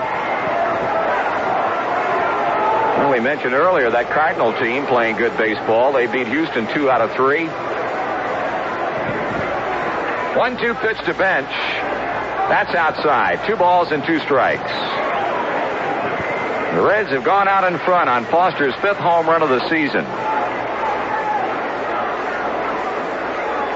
Johnny Bench waiting on the break-even pitch. He swings. He hits a very high pop into shallow right. Back is Rennie Stennett, and he makes the catch. In the inning for Cincinnati, 1 run on 1 hit.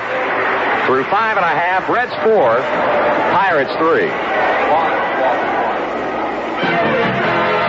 Do you know everything Frisch's is?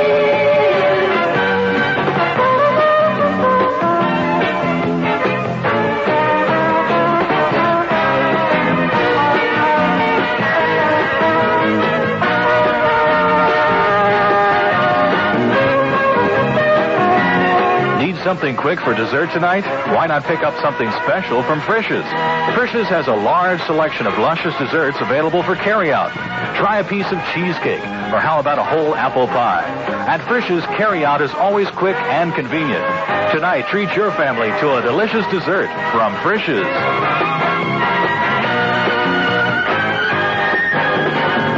Come see the good people at Frisch's. Those Frisch's has so much more. Frisch's has so much more.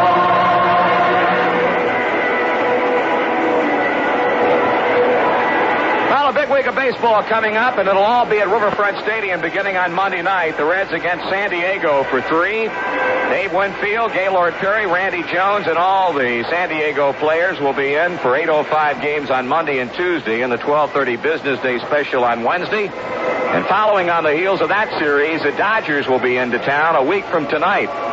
Garvey, Sutton, Say, Reggie Smith, Davey Lopes. Exciting Major League Baseball, and it's priced to fit any pocketbook. That's next week, 3 against San Diego and 3 against the Dodgers, and plenty of seats are available. 4-3 our side. Bottom of the 6th inning, Bill Robinson takes a strike. I want to correct myself.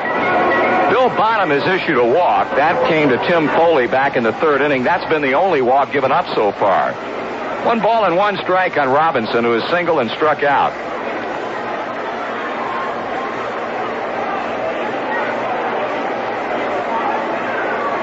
3 home runs hit so far. 2 by the Reds. Dave Concepcion, a 2-run home run, and Foster's had fractured the tie in the top of the inning. While Dave Parker hit an inside-the-park home run to account for 2 of the 3 Pirate runs. Bonham 1-1 with Bill Robinson, and the right-hander deals.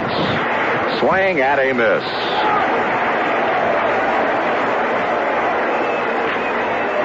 One ball and 2 strikes. And out on deck, Rennie Stennett will follow him, and that one a check swing foul on a pitch in on him that bounces into the Pittsburgh dugout.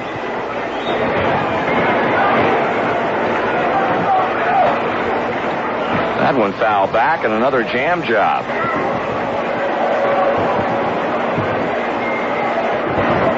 Well, if the Reds can hang on to the lead here, and Chicago can do the same in Houston, the Reds can move out by 1 full game over the Astros. Liner foul down the left field line and into the seats. Count holding on Bill Robinson, a ball and 2 strikes.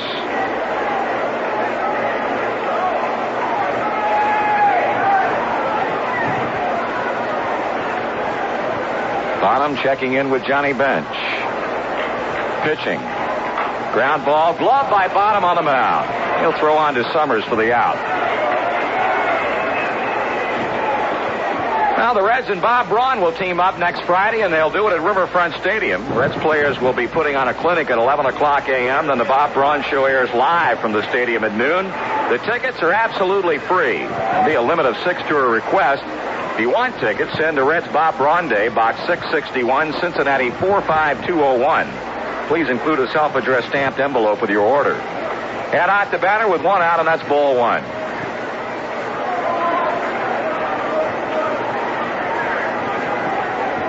Ott scored what was at that time the tying run in the 4th inning with a double and came in on a base hit by Phil Garner. Phil behind now to him at 2-0.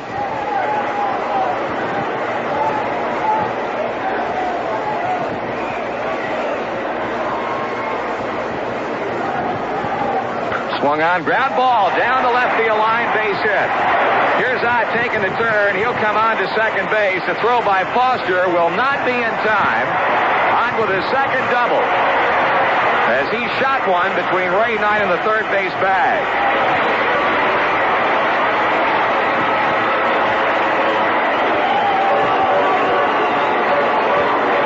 So the Pirates trying to even things up. Ed Ott a 2-base hit to left field. Here's Rennie Stennett. We've got right-hander Ed Whitson busy in the Pirate bullpen, the first time that either has been active tonight. Stennett 1 for 2, a single. He's grounded out to shortstop. 7th Pittsburgh hit, the double by Ott. Pitches inside, backing Stennett off the plate.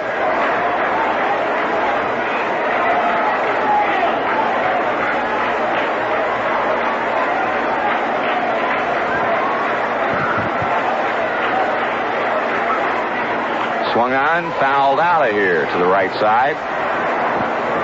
Stennett batting only .242, and look at this guy's record over the years. You got to figure that he's going to hit much better than that.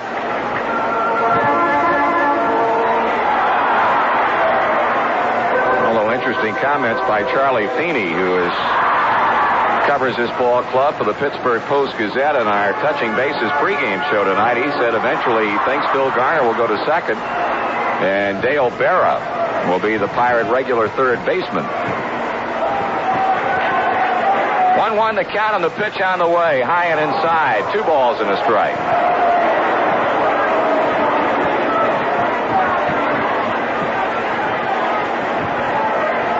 Reds broke the tie in the top of the inning on a home run by Foster. Pirates trying to come back and even it up with Ott at second. And Stennett at the plate.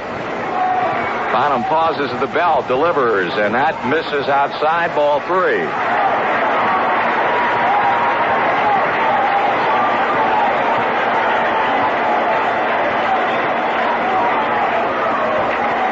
Well, Bill has to come to him. Phil Garner will be in there next. Here comes a 3-1 delivery, and that's ball 4 inside.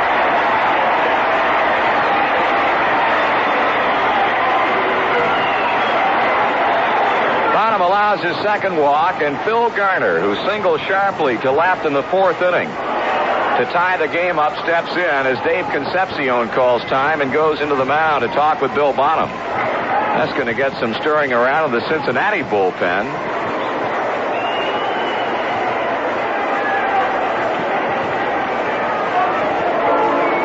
Garner struck out and singled to drive in his 4th run of the season. And left-hander Dave Tomlin will begin to throw.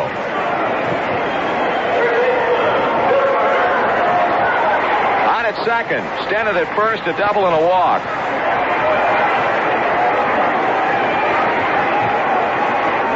Here's a pitch to Garner, taken for a strike. We don't know whether it was a first hit that Bob Porsche gave up, but we can tell you he's lost his no-hitter because Jeff Burroughs has hit a home run in the 7th inning for Atlanta.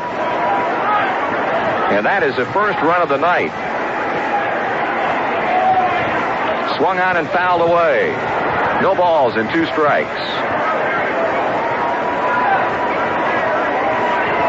Mike Easler is on deck to bat for Bert Blyleven.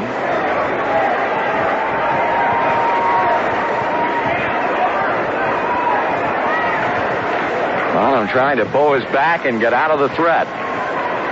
2 strikes, he's out in front on Garner. And this one is fouled straight back and out of play.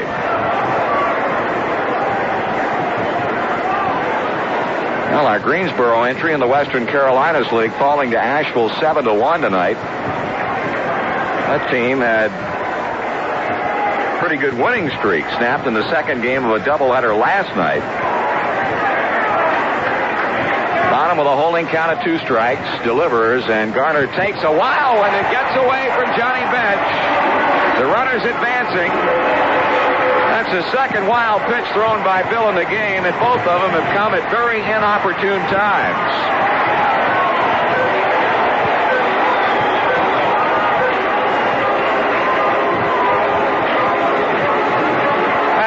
Puts the pressure on because not only now do the Pirates have the tying run in scoring position, they got the go-ahead run out at second.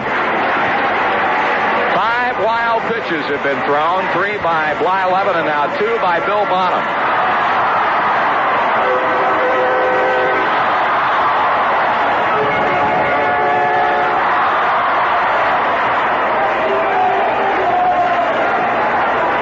Bill will work now from the windup. Here's a pitch. Swung on. Line to left field. Foster makes a catch. Here's on tagging and coming onto the plate, and Pittsburgh evens it up.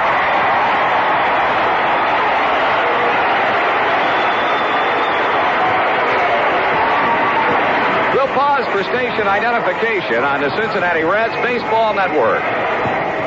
You might win $25,000. Details on WLW Cincinnati. The Cincinnati Reds are back at Riverfront Stadium next week. The Padres visit for 3 games. Then it's the Dodgers for a big weekend series. Plenty of seats available. Be on hand.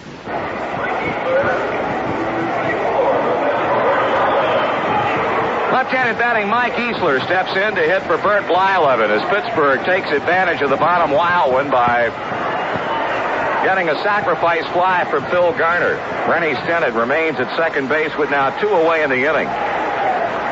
Easler 0 for 5 on the year, and the pitch is down low for a ball.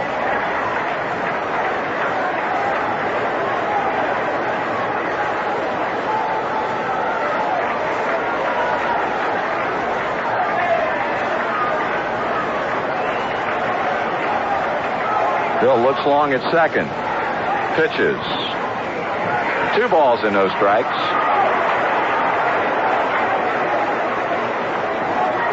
We're talking about that Greensboro team. They had won 6 in a row after taking the first of a twin bill last night against Asheville 12-2, but then Asheville came back and scored a 1-0 decision in the second game.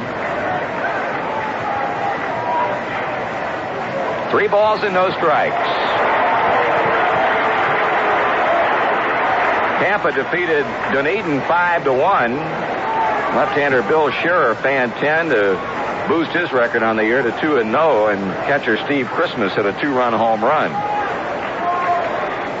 Bonham trying to get out of the 6th inning with 2 out. He's behind 3-0 on Easler, and there's ball 4. So Bill issues his second walk of the inning. John McNamara is out of the dugout. And that might mean that we're going to see a change of pitchers.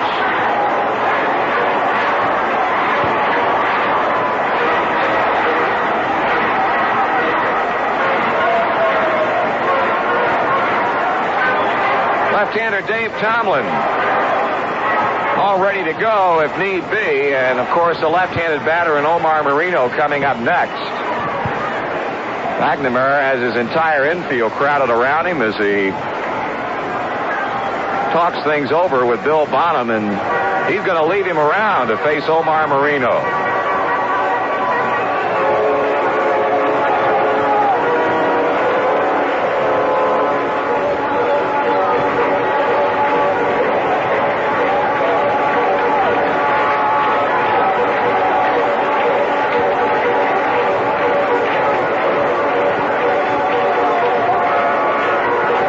Will face Moreno, who he's retired 3 straight times, twice on strikes and 1 on a ground ball to second.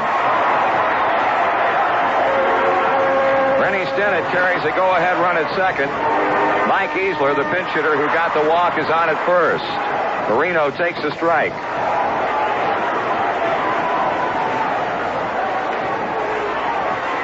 At least for the moment, Tomlin has stopped his deliberations. Pirates have evened the score at 4-4. Swing and a miss, strike 2.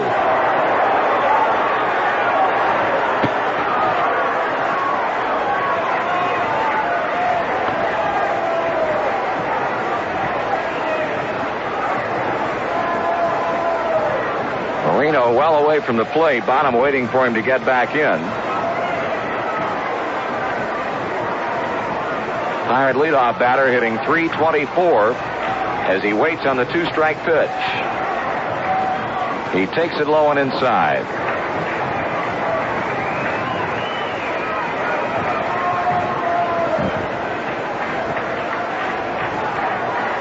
Two on, two out. Bonham stretches and delivers. Swung on. Bouncer hit to first. Summers is there. Throws to Bonham, and he got there before Moreno did. In the inning for Pittsburgh, 1 run to even it up on a base hit. No errors and 2 left, and at the end of 6, it's the Reds 4 and the Pirates 4.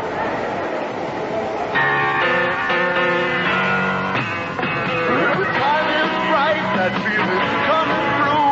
Real lovers know only one thing will do. Stroll for the real beer lovers. Stroll takes back no other. Stroll for the real beer lovers. Everyone knows it's the beer lovers beer. Family brew for over 200 years. Real beer lovers say they go out of their way for a stroll. Oh, yeah, yeah, stroll for the real beer lovers. Stroll takes back no other. Stroll for the real beer lovers. From one beer lover to another. Stroll. The Stroh Brewery Company, Detroit, Michigan.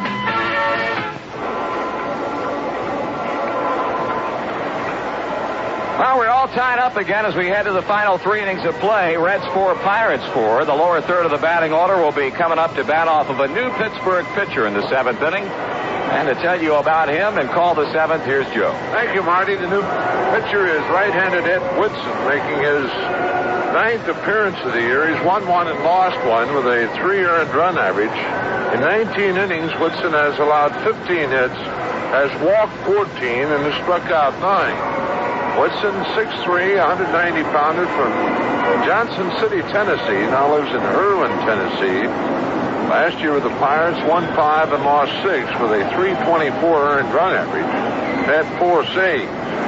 He will be facing Ray Knight, Cesar Geronimo, and Bill Bonham as the Reds bat in the top of the 7th inning. Tied up 4-4. Each team with 7 hits in the game. Bert Blyleven worked 6 tonight. He delivers to Ray Knight, and he gets the outside corner, a called strike at the knee. Blyleven in the 6 innings he worked, allowed 7 hits, struck out 5, did not walk a batter, 4 runs, all of them earned, and threw 3 wild pitches. Right-handed Ed Whitson on the mound. He delivers the 0-1. Knight takes high, a fastball, 1-1 to count. Reds scoring their runs, 1 in the 1st, 2 in the 3rd, 1 in the 6th.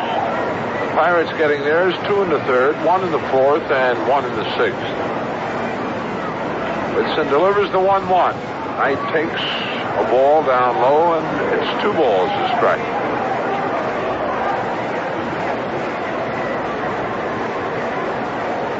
Reds and the Pirates tomorrow afternoon, and then wind up the road trip and the 3-game series Sunday. 2-1 delivery. Knight swings and hits it into right center field. Drifting back, Moreno. He's on the warning track, and a step from the fence, he takes it in. 1 away, and that'll bring Geronimo to the plate.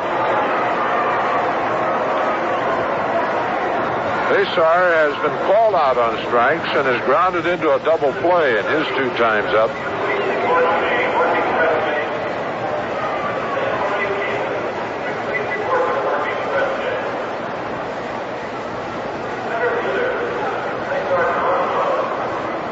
Ed Whitson ready to work to Geronimo. His first pitch on the way, a strike on the outside corner.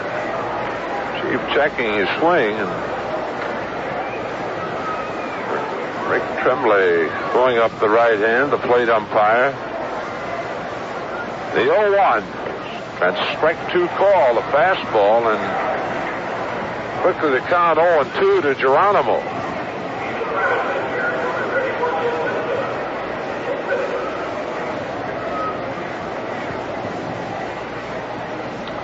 Whitson, the 0-2, swung on and missed, and Ed Whitson has his first strikeout, the second time Geronimo has struck out.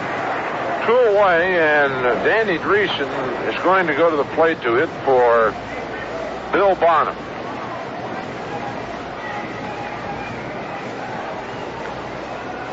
Dan Dreesen, who hit for Bill Bonham with 2 out. Dreesen, a .236 batting average with 4 home runs, 18 RBIs, 4 doubles, a triple, pinch hitting. Dreesen 0 for 1. We'll have a new pitcher for the Reds in the bottom half of the inning.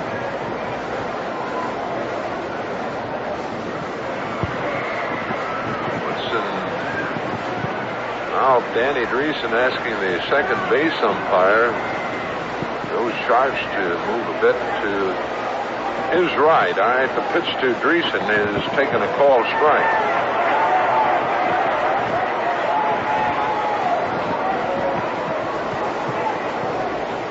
Four to 4. We're in the 7th. 2 out. Dreesen at the plate. The 0-1. Swung on and missed. 0-2 to Danny. And Woodson featuring strikes here in the inning.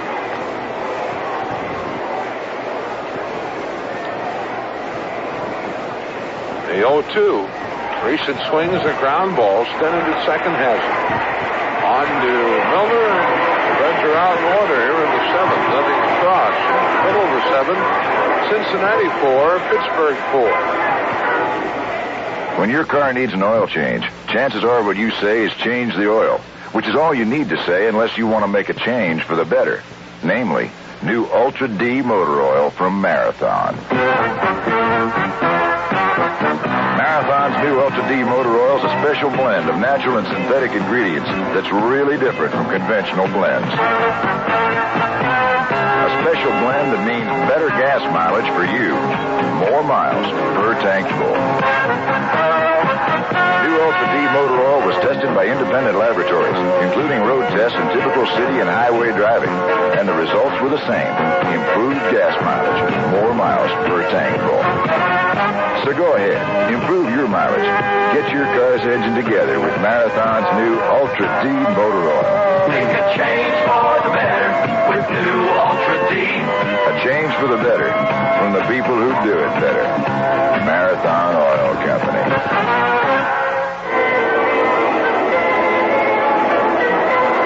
New pitcher on the mound for the Reds, left-hander Dave Tomlin.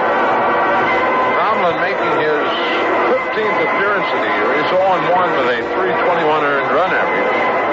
Worked 13 2/3 innings, allowing 13 hits, struck out 9 and walked 2.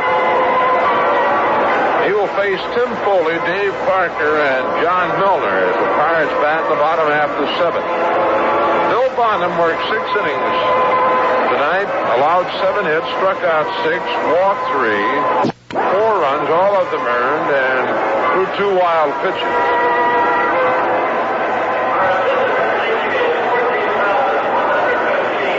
The attendance tonight here at Three Rivers, 14,115.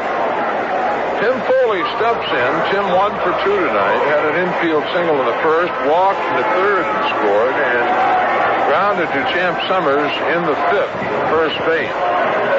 Dave Tomlin ready to go to work on Tim Foli. Lined in the pitch. Foli takes it low and inside a ball. Both starting pitchers out of the game. Blyleven and Bonham both working 6 innings, both allowing 7 hits. And Blyleven struck out 5. Bonham struck out 6. Breaking ball misses low and inside to Foli, and the count goes 2-0. 2-0 delivery. That's on the inside corner, called strike. 2-1. Dave Parker waiting on deck. Now Tomlin down behind the mound, cleaning the mud from his spikes.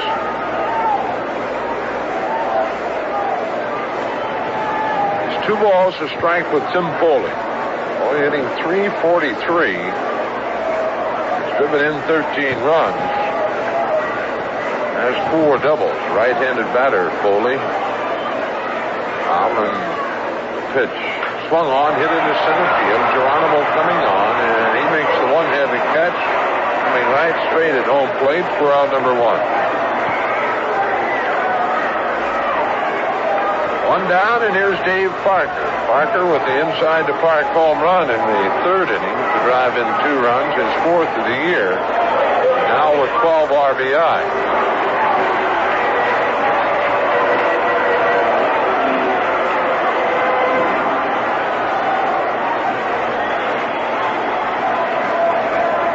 Tomlin winds and delivers. Parker takes a curve, low and outside, a ball. John Milner on deck. 7th inning, score tied 4-4. Wide the pitch. Swung on, hit off the fist to Concepcion, charging and short. Running throw to Summers, 2 away.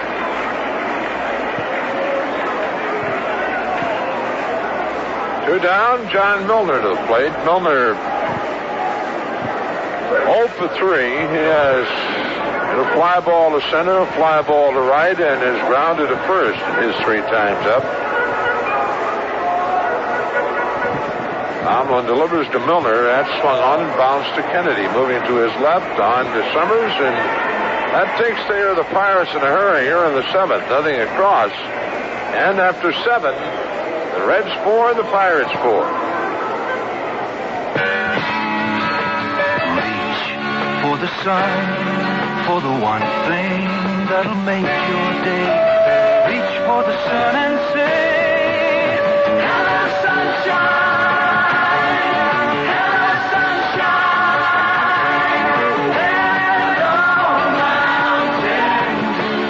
Hello, mountain. Drench your thirst in morning sunshine. Nothing else tastes or feels quite like Mountain Dew, or goes down as smooth like a soft breeze on a lazy afternoon. Now's your time to shine. Now your moment's come. Reach for the sun. Reach for Mountain Dew. Reach for the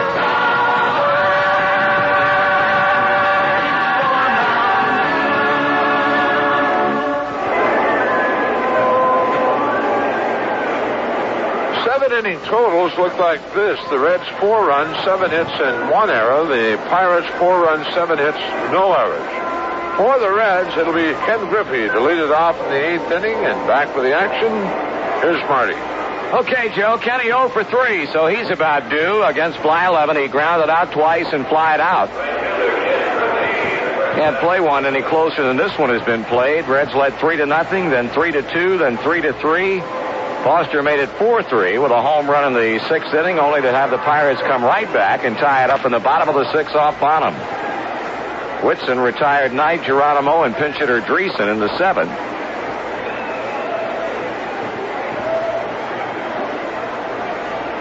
And the native Tennessean and a hard thrower ready to deal with Ken Griffey. Here's a pitch, and Kenny swings and grounds hard to second. Stennett has it, and he throws him out.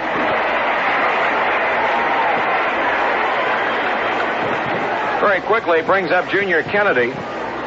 Don't forget, Reds baseball comes your way all season long on WHIO in Dayton, on WCNB in Connersville, Indiana, on WBLG in Lexington, Kentucky, on WNBA in Norton, Virginia, and WYSH in Clinton and Knoxville, Tennessee. 4-4 in the 8th inning with 1 down as Kennedy watches the first pitch right outside. Junior's had 2 of the Reds' 7 hits, both singles, and he scored 2 runs.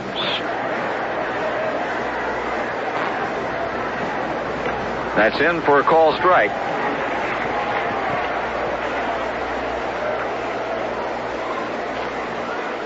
Pirates will have the New York Mets coming in after this series for games on Tuesday and Wednesday.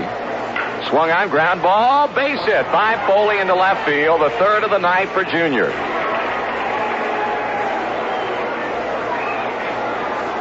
Well, he got us underway in the 1st, he got us underway in the 3rd, and maybe that base hit will do the same thing here in the 8th.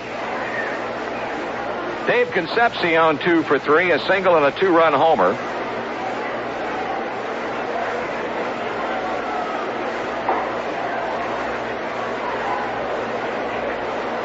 In the bottom of the 7th inning now down in Houston, where the Cubs continue to lead the Astros behind Rick Russell 5-2. Mets and the Padres, 0-0 at the end of one. Kevin Coble against Steve Mura.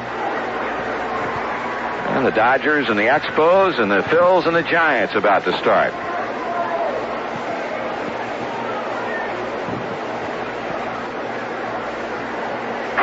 Kennedy at first, 1 down. Whitson delivers. Davey looks at a strike.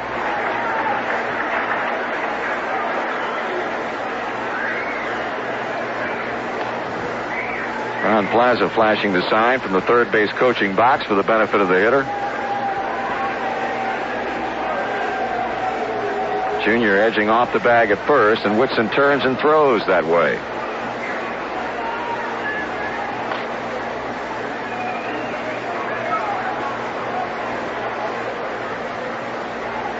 Hard infield, a double play depth.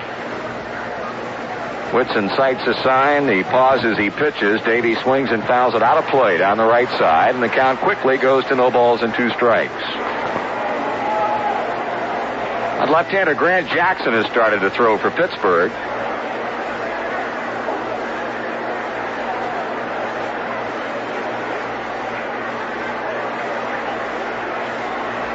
Whitson taking his time. Working in relief of Bert Blyleven. Both starters went 6 innings in the game. Both gave up 7 hits and 4 runs. All right, the pitch. Swung on, line drive, hit number 3 for Davey to straightaway center. Kennedy takes a turn. He'll stop at second. And boy, that 2 and 3 spot in the lineup tonight has really been productive. 3 hits for Kennedy, 3 for Davey Concepcion, 9 total for the Reds. And here's a guy who had a big one in the 6th inning, Foster, with a home run to straightaway center.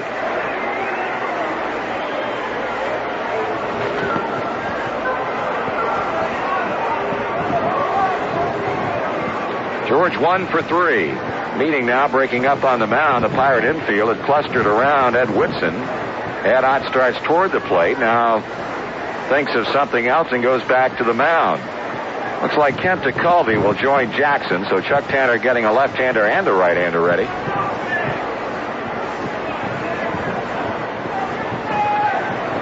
Foster walking back to the on-deck circle as Ott comes on back to the plate.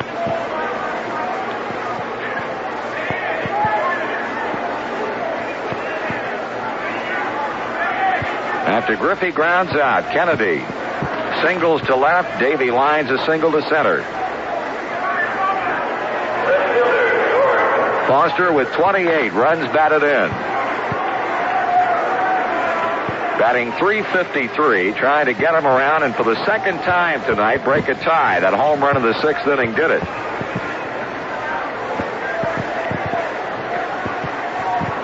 Whitson stretches, checks the runners at first and second, and pitches, and Foster swings and misses.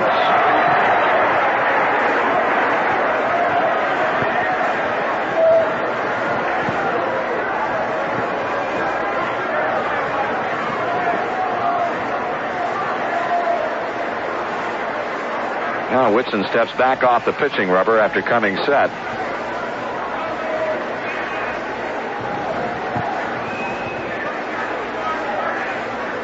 Foster surveying the landscape before moving back into the batter's box. Whitson's all ready to go. Now he backs off the mound. Ott straightens up behind the plate.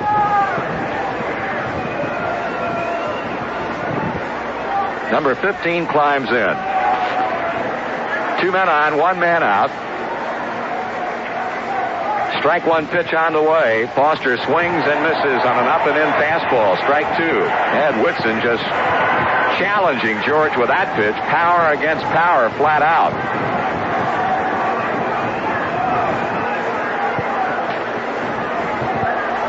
Blyleven made the mistake of getting behind in the 6th inning, 3-1. Came in with a fastball, and George rode it into the seats in straightaway center. He checks his swing on a fastball up, and Chuck Tanner wants a first base umpire to call it, and he does. Strike 3. There's a bad call right there, I'll tell you.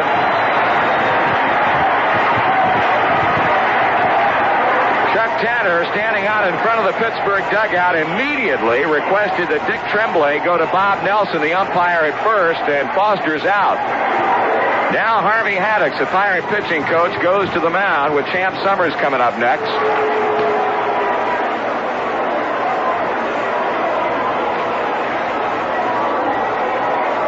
Second strikeout for Whitson.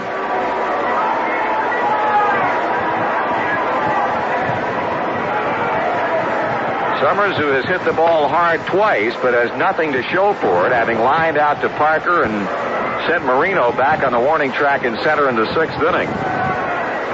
Also struck out. He'll be the batter now, as I guess the decision is in the process of being made of whether or not to leave Whitson in or bring on Grant Jackson to face Champ Summers. That meeting going on a little bit too long, and Tremblay starts out there, and the meeting now breaking up.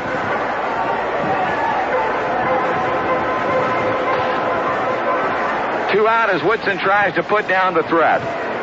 It's 2/3 of the way home after getting Foster out on strikes.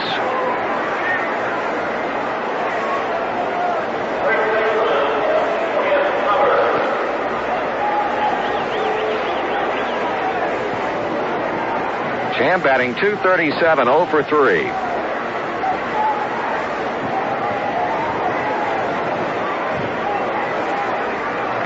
Whitson a long look for the sign, and Champ steps away.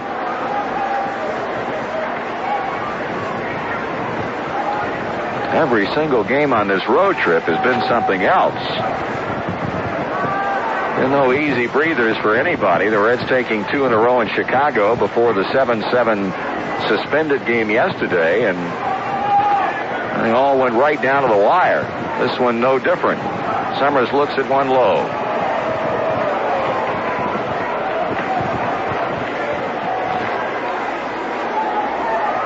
Between the ground out of Griffey and the strikeout of Foster, back-to-back hits by Kennedy and Concepcion. They're at second and first.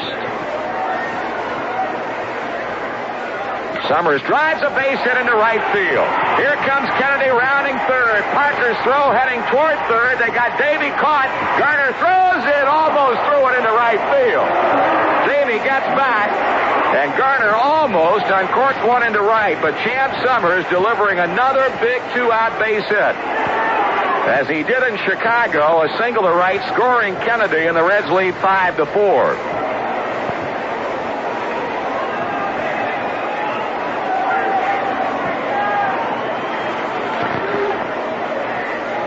That'll bring up Johnny Bench, and here comes Chuck Tanner to the mound. We'll probably see Kent DeCulvey.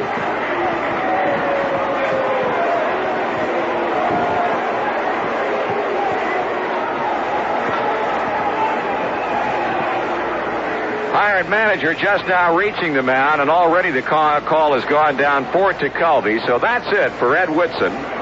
He surrenders a base hit to Summers. It breaks a tie. We've got another break in the action. Reds leading 5-4, and we'll be back with more in just a moment. Hello, Gene Lehman, Riverside Ford. You know, spring is just around the corner, and so is vacation time. I'm going to tell you how you can enjoy your vacation in a beautiful new 1979 air-conditioned Landau Ford from Riverside Ford in Newport, Kentucky. And, folks, you won't need any of your cash for the down payment. Here's how we do it. The government sticker price, $7,482. We're going to discount the car, $732. And then we're going to give you our check for $500 for the down payment. We're going to finance the balance of $6,250 at an annual percentage rate of 13.51. Your finance charges, $1,874.48. And, folks, you'll have a low monthly payment of only $169.26 per month. For just $169.26 per month, you can own a beautiful new air-conditioned 79 Ford LTD Landau. We'll take your present car, truck, and trade, of course. If you're looking for a great deal, we're looking for you. That's Riverside Ford in Newport, Kentucky.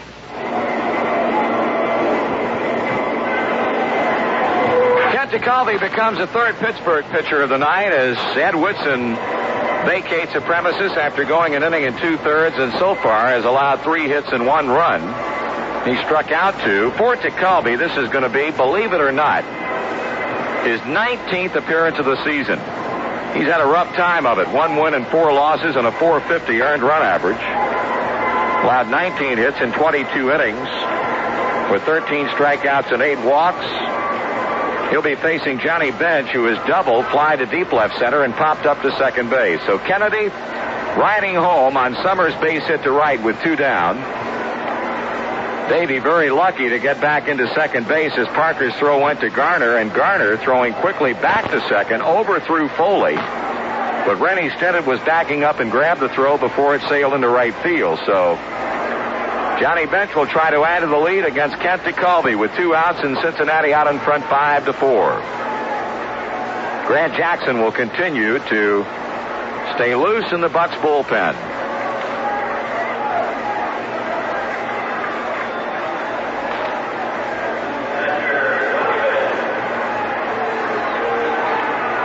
Tekulve hands on knees, looks to Ott. And his pitch to Bench is outside for ball 1. As with a winning record in 1-run games this season, they won 4 of 7.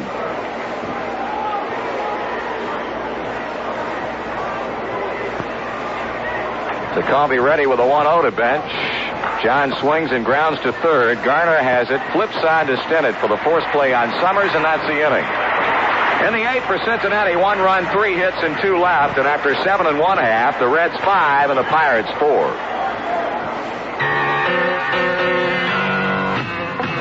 The time is right, that feeling comes through. Real lovers know only one beer will do. Stroll for the real beer lovers. Stroll takes like no other. Stroll for the real beer lovers. You have to admit, one of the best ways to finish listening to a good 9 innings of Cincinnati Reds baseball is to finish off a nice cold Stroh's beer. The 7th inning is no longer the only inning to stretch. Take the Stroh's stretch now. Stroh's beer for the any inning stretch. For the real beer lovers. Stroll tastes like no other. Stroll for the real beer lovers. From one beer lover to another. Stroll. The Stroh Brewery Company, Detroit, Michigan. Well, before the Pirates come to bat in the bottom of the 8th inning, we'll pause again for station identification on the Cincinnati Reds Baseball Network. I can't believe The it. $1,000 winners are still doing it on WLW Cincinnati. Purchase your Cincinnati Reds tickets downtown at the 580 building and the stadium, at Suburban Burkhardt stores, at Elder Bierman in Swifton Center and Beachmont Mall, and at Home Federal Savings in Western Hills. Well, Dave Tomlin stands to pick up his first victory of the season.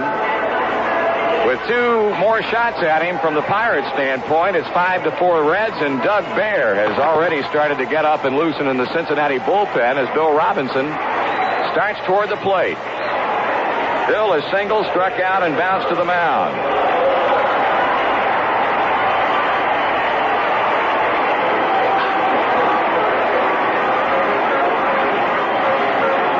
Tomlin getting him out 1, 2, 3 in the 7th inning. Foley, Parker, and Milner. He delivers to Robinson, and the pitch is at the letters for a strike.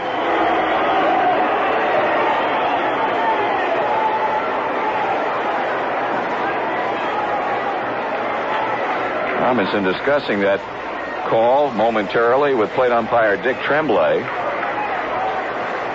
Swung on and fouled away, strike 2. We mentioned the Reds 4 and 3 in 1-run games. Pirates, they've had a rough time of it. They've been involved in 13 1-run games, and they have managed to win only 4 of them. 0-2 the count. Ground ball, base hit center field. Tomlin upset about something, and apparently with himself over a 2-strike mistake pitch. As Robinson singles to center to kick off the Pirate 8th. And that'll bring up Ed Ott.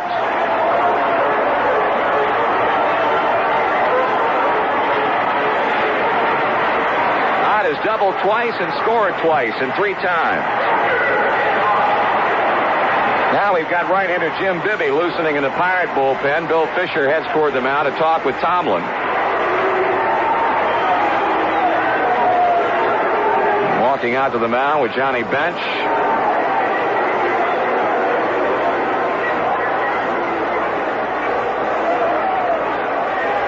Well, both bullpens are busy. Bear for the Reds and Bibby for the Pirates. We're going to get Matt Alexander, who possesses outstanding speed, to go in and run at first base for Bill Robinson.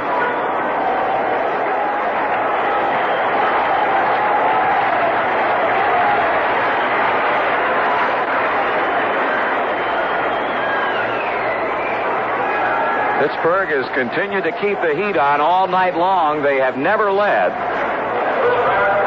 They tied the game up twice at 3-3 and 4-4. Champ Summers' base hit in the top of this inning broke the tie off Ed Whitson. And bingo, just like that, Bill Robinson base hits Tomlin to begin the Pirate half. So Alexander at first base running for Robinson. Left-handed batting Ott is in. Tomlin throws to first and Alexander steps back. Matt Alexander has been in 11 games. Has 1 stolen base so far. Ray Knight looking for the bunt as he creeps in, Ott squares and bunts back toward the mound. Tomlin is up. He throws on to Kennedy, and that's a sacrifice. Alexander goes to second, 1 out.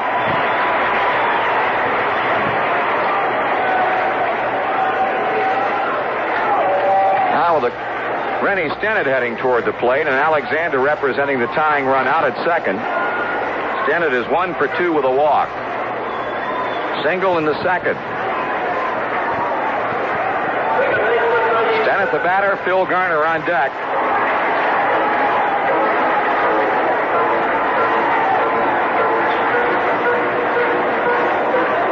And now John McNamara waiting as long as he could to give Doug Bear a couple of more pitches, heading toward the plate first, and I guess we're going to get a double switch here. Dave Collins goes in to play first base. He will be batting in the number 9 position as Champ Summers heads toward the dugout. And Doug Bear will be coming on to pitch, and he'll be batting in the number 5 spot. So Bear getting the call from number 3, John McNamara. Pittsburgh showing the tying run out at second and 1 down, and the batter will be Phil Garner, and we noted that, or rather Rennie Stennett, and we noted that Manny Sanguillen had come in with a bat from the Pittsburgh Pirate bullpen. So the Reds changing pitchers here in the bottom of the 8th inning. Bear will be on. He'll be facing Rennie Stennett with 1 out on the tying run at second. We'll see how that turns out when we return in just a moment.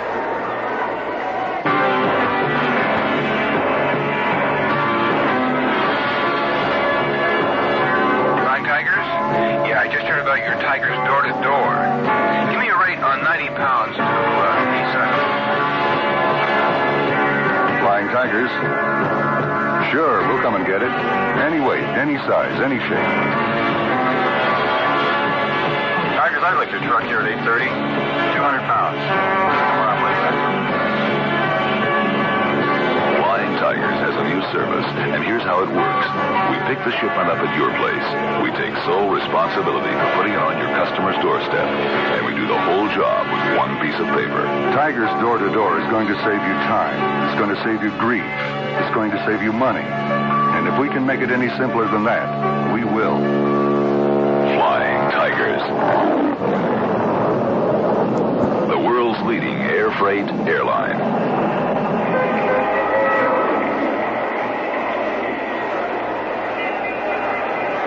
Doug Bear onto the mound for the Reds as he becomes the 3rd pitcher that John McNamara has used tonight. Inning open with Bill Robinson getting a single to center field. Matt Alexander came in to run for him. Ed Ott promptly punted the pinch runner over to second base. So Tomlin, who stands to pick up the win, gone after an inning and a third. Doug Bear with a record of 2 wins and no losses and a .338 earned run average in 11 appearances. He has recorded 5 saves on the year, the most recent of which coming day before yesterday when the Reds beat Chicago 7-4. He worked 2 innings in that one with a strikeout and 2 walks. Good ball game here in Pittsburgh. Stennett ready to bat. Dave Collins now at first base. As we mentioned, he'll be hitting 9th, and Doug Bear will be hitting 5th. John McNamara making the double switch.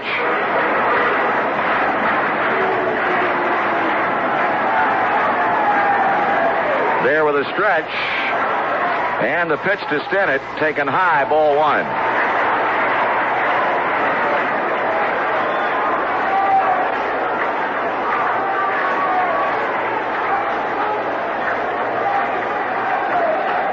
Now the 1-0 pitch. Swung on and missed. He threw the fastball by him. I would imagine that Doug, and it's hard to get anything out of him because he's not the talkative type, but I have to think he might get a little bit more hyped up when he faces the Pirates and maybe anybody else, because this was a club that, of course, he originally signed with, came up through their farm system.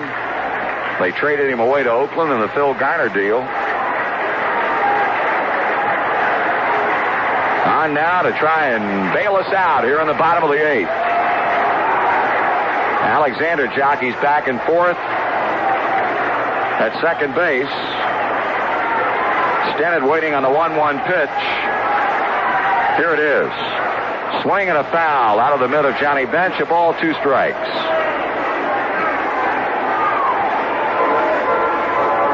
Well, everything completed in the American League tonight.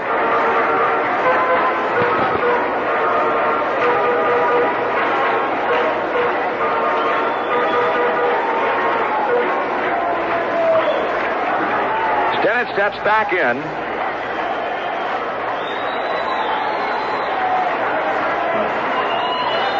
And the 1-2 is on the way.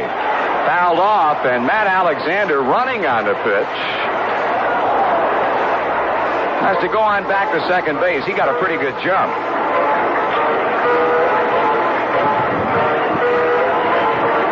He had what amounted to almost a running jump, and you have to pay a little more attention to him because that's his strong point, apparently, is running bases, stealing bases. So you got to keep a little better eye on him right now with 1 out. Well, Davey now standing kind of shallow at short and trying to bluff Alexander back to the bag as Bear turns as if to throw. They almost had him.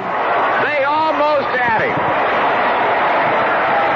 Spun to throw and then took a couple of steps towards second base before he let fly the throw to Concepcion. Had he turned and thrown immediately, Matt Alexander was a dead duck. I think it so surprised Doug to see Alexander that far off the bag that in his excitement to get the throw off, he took a couple of steps before letting it go. Now the 1-2 pitch to Stennett, strike 3 swinging.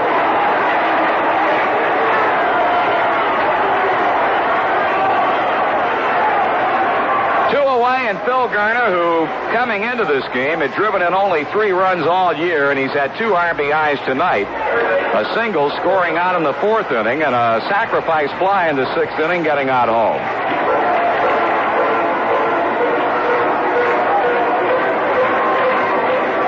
Dave Concepcion at the mound. He heads back to shortstop, and now Johnny Bench comes out. Wheels are turning here in the 8th inning.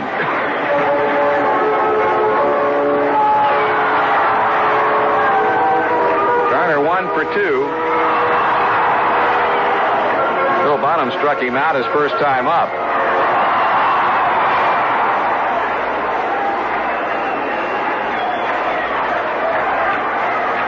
Garner ready, and so too is Bear. Pitch. Swung on, fouled away for a strike. In the 9th inning, Cincinnati will be sending up Knight, Geronimo, and Collins. Don't know right now whether the Reds will be hitting off Kent DeCaldi or Garner gets on. You can look for a pinch hitter. 2 out, Alexander at second. Bear a strike up on Garner. And high with the next pitch, a fastball.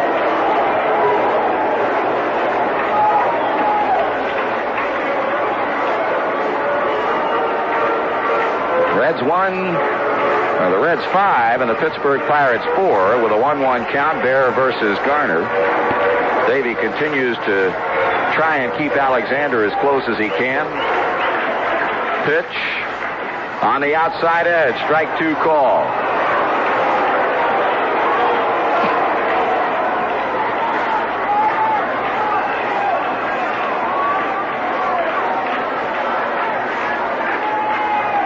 Outfield.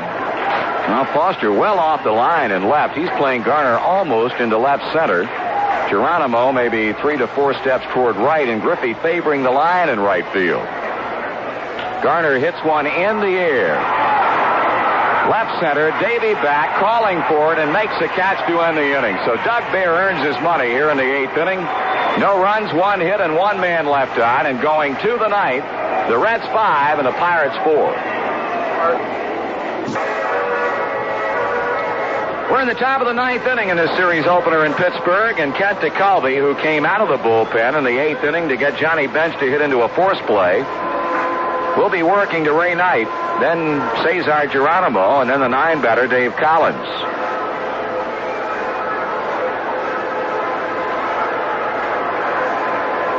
You got Frank Pastore starting to throw in the Cincinnati bullpen, while all now is quiet in the Pirate pen. Matt Alexander, who came on to pinch run for Bill Robinson, remains in the game to play left field. Ed Ott's throw goes down to second base, and Ray Knight will step in. Marty, a strange thing just happened, and, well, you don't like to mention, but I hope they catch the young man. Jumped out of the stands and took Harry Smeal's cap, the third base umpire, and they got him zeroed in now, chased him around the stands, but that's a little uncalled for. Ray Knight is 1 for 3, had a base hit in the 4th inning and fly to deep center in the 7th. He sent Marino onto the warning track.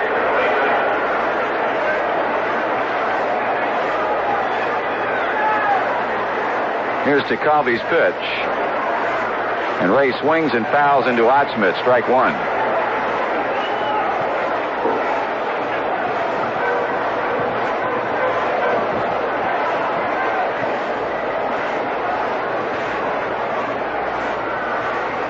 Swung out and missed. Well, DeCalvey throwing strikes, and at least on the first 2, Knight not able to do much with him. No balls and 2 strikes.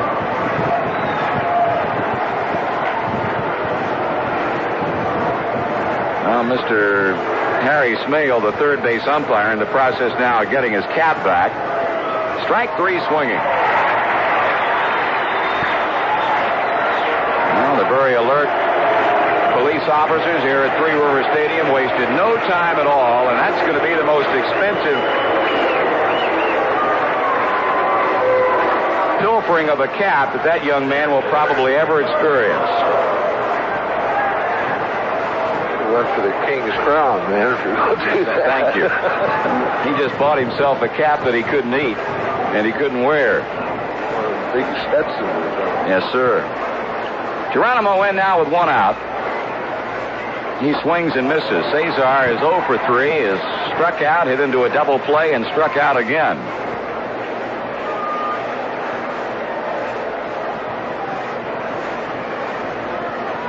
That's a line drive, left field, base hit. That ball goes all the way to the corner. Geronimo heads towards second, and he's in standing with a double.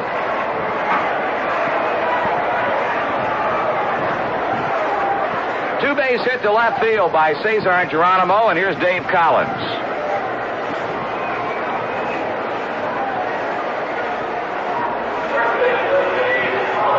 Collins hitting .400. He's gone 6 for 15 with a couple of runs batted in. We were talking with Dave last night about his play at first base, because up until, well, I guess a few days ago, we had never seen him play at that position, and it's interesting to note that he was originally signed as a first baseman and played first base all the way until the time he got to Double-A ball in the California organization when they shifted him to the outfield.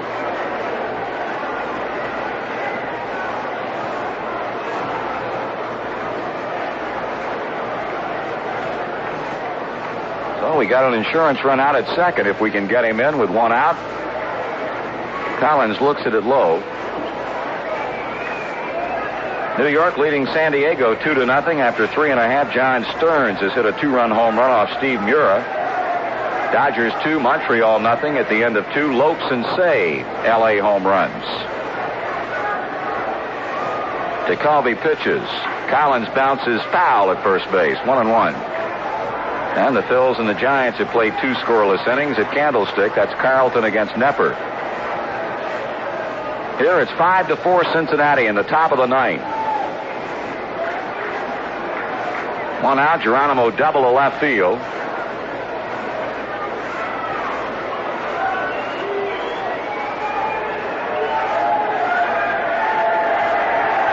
Collins leveling the bat. DeCalvi ready. And the 1-1 pitch. Here it is. Strike 2 call.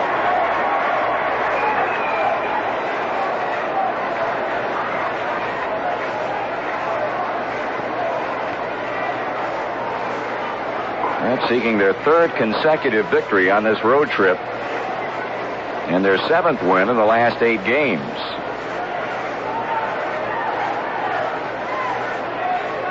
Collins takes it in on him for a ball, 2-2.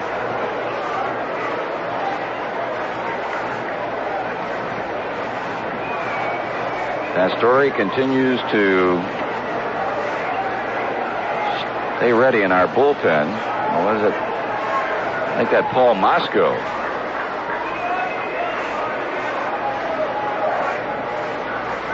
Now the 2-2 pitch on the way to Collins after the long look to Calvi to second, and now he steps off the pitching rubber as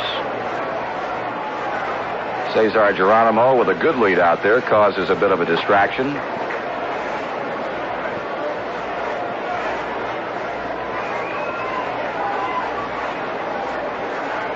Stretching the pitch. Line drive, base hit, center field. Geronimo gets a green light. Here comes Moreno's throw, and he's out of there.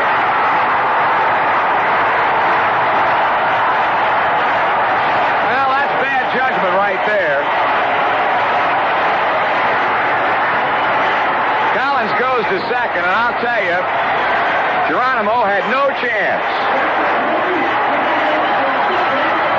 Ron Plaza waving him around third, and no chance whatsoever. Moreno charged, came up throwing, and Geronimo was out by a good 20 feet. So 2 away in the inning with Collins at second, and the batter will be Ken Griffey.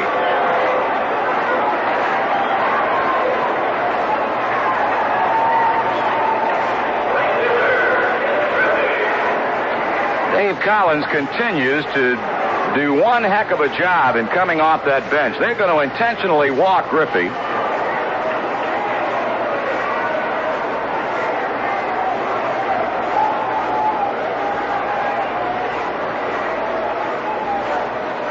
That means Junior Kennedy, who's already had 3 base hits in the game, will be coming up again.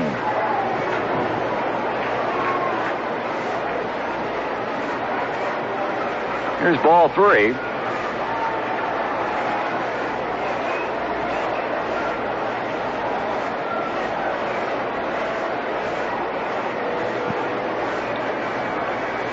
And Griffey gets the intentional walk. Kennedy, all he's done tonight is single 3 times in 4 tries, has scored 3 of Cincinnati's 5 runs.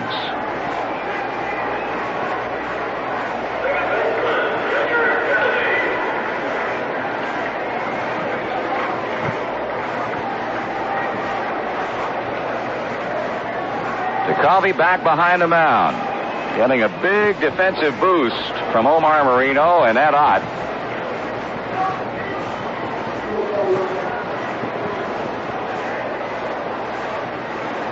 Well, the Reds now have Collins at second, Griffey at first. Kennedy takes a ball. That pitch looked good. Reds now with 12 hits in the game. Pittsburgh has had 8. Pirates in the bottom of the ninth will be sending up a pinch hitter for Tekulve, then Moreno, and then Foley. 1-0 on the way, and Kennedy swings a ground ball, base hit into right field. Here comes Collins. Parker will not have a play at the plate, although he threw that way. Collins is home, and the Reds lead by 2, and Kennedy has done it again. A 4-hit night for Junior Kennedy as he smashed one by John Milner. Parker had no chance at all on the play at the plate because Collins can pick him up and lay him down. Griffey goes to third. And Junior Kennedy, after scoring 3 times tonight, now knocks in his second run of the season, and that's a big one.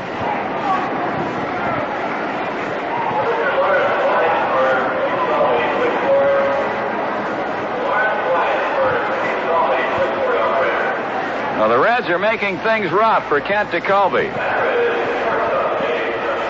Dave Concepcion is 3 for 4. 2 singles and a 2-run home run.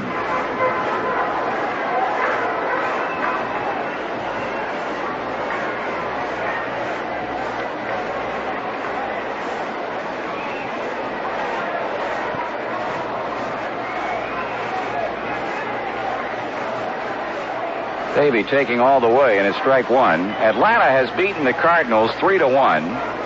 And if you'll remember back, Bob Forsch had a no-hitter in that game going to the 7th inning, and he comes away with his 3rd loss of the year. 1 ball and 1 strike.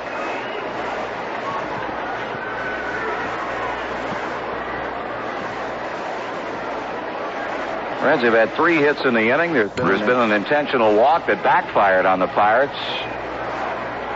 Tekulve throws to Milner, and Kennedy gets back easily.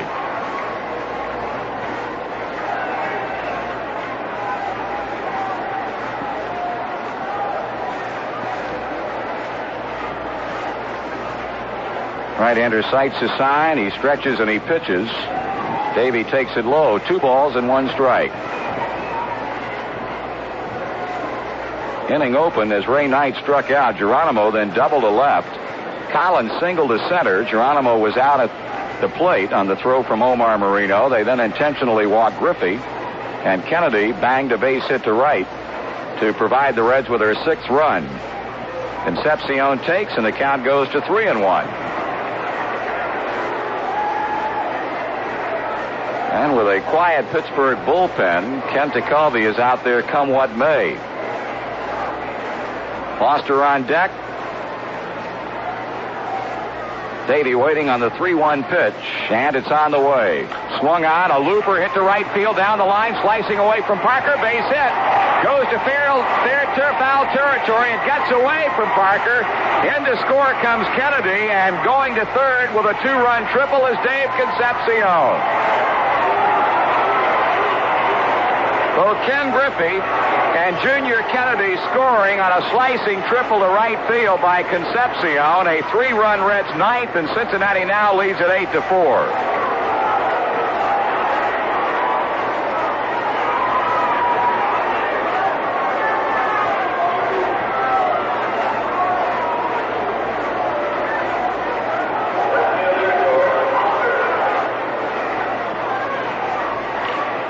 So Dave Concepcion, who yesterday knocked in 3 runs in Chicago, has come back here in Pittsburgh to drive in 4 runs. We're now going to see the second intentional walk of the inning, and Foster will be the recipient.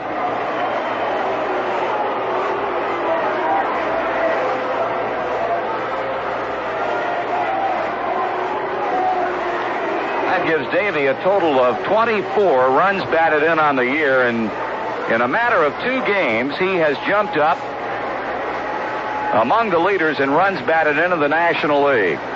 Foster has knocked in 28. Concepcion has a total now of 24 on the season. He and Kennedy have both had 4-hit nights. And the Reds have scored 3 times in the 9th inning as it continues for pitcher Doug Baer, who, needless to say, will be going to the plate to bat for himself.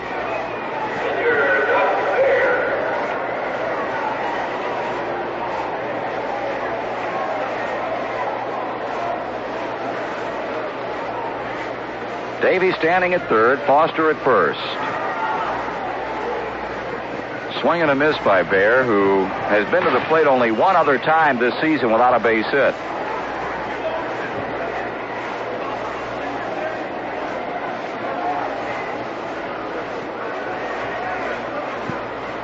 That's strike 2 call.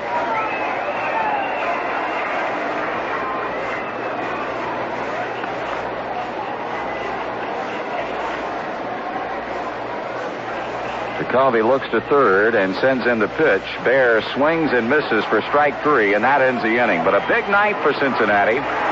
3-run score on 4 base hits, no errors and 2 left. And at the end of 8.5, it's the Reds 8, the Pirates 4.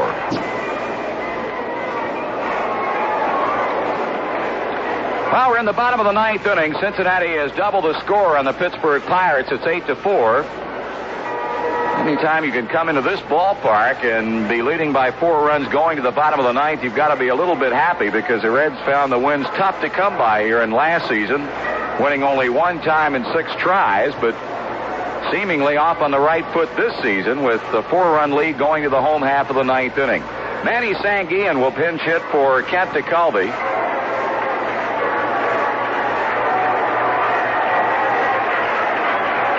Sanguillen batting .286, but he's been to the plate only 7 times. Has had 2 hits, and both have been doubles.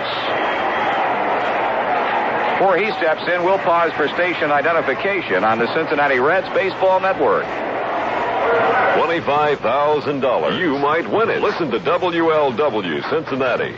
Purchase your Cincinnati Reds tickets downtown at the 580 building and the stadium, at Suburban Burkhardt stores, at Elder Bierman in Swifton Center and Beachmont Mall, and at Home Federal Savings in Western Hills. Manny Sanguillen batting for pitcher Kent DeCalvi and hoping to begin a big 9th inning for Pittsburgh, because they're 4 runs down and Baer trying to close them out. Doug with a big kick in the pitch, and it's hit in the air to right field. Ken Griffey hardly moving a step as he waits, and he makes the catch. 1 pitch, 1 out as we go back to the top of the order for Omar Moreno.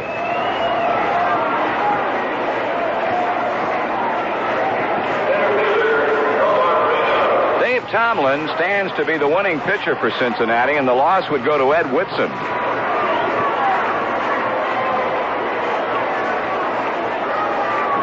Baer can get his 6th save of the season if he can close them out. He pitches to Moreno, and here's a smash by Ray Knight into left field. Ray was playing in shallow. Moreno shot a line drive by him, and he'll hold at first base with a single.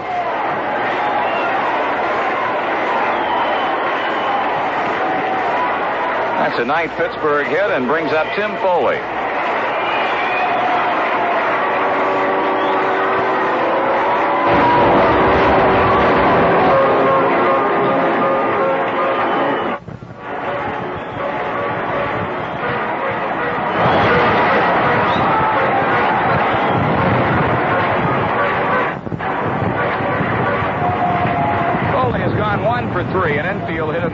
Inning. He's walked and scored a run, has since grounded out and lined out to center. Takes a strike in on him from the right-hander.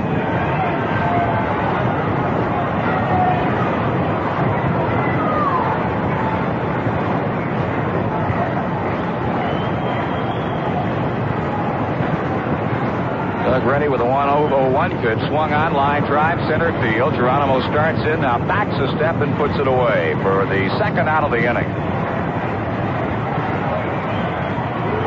Well, Dave Parker will try and keep the Pirates alive. He's had 1 for 4, and that was a 2-run inside the park home run in the 3rd inning.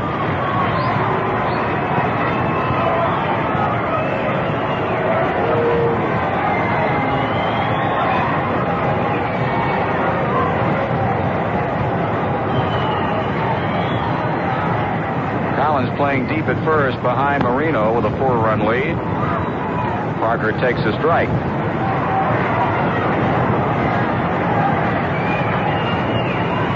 There's an out away from making it 3 wins in a row on the road trip and maybe a full game lead over Houston in this Western Division. Parker pulls it foul at first base. Down beyond the Pirate dugout, strike 2.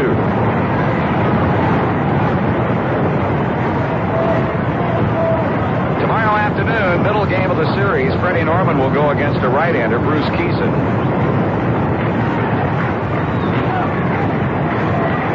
Reds come in here to Pittsburgh and really bang away at the baseball with 14 hits tonight. Pitch from Bear, up high with a fastball.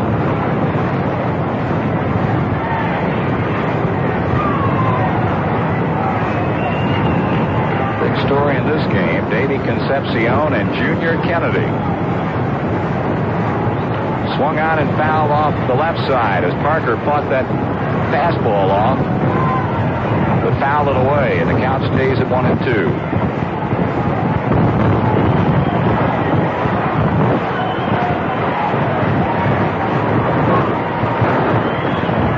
Doug back looking for the sign with Moreno at first, 2 men out. He sends it in, the runner goes, pitches swung on and missed.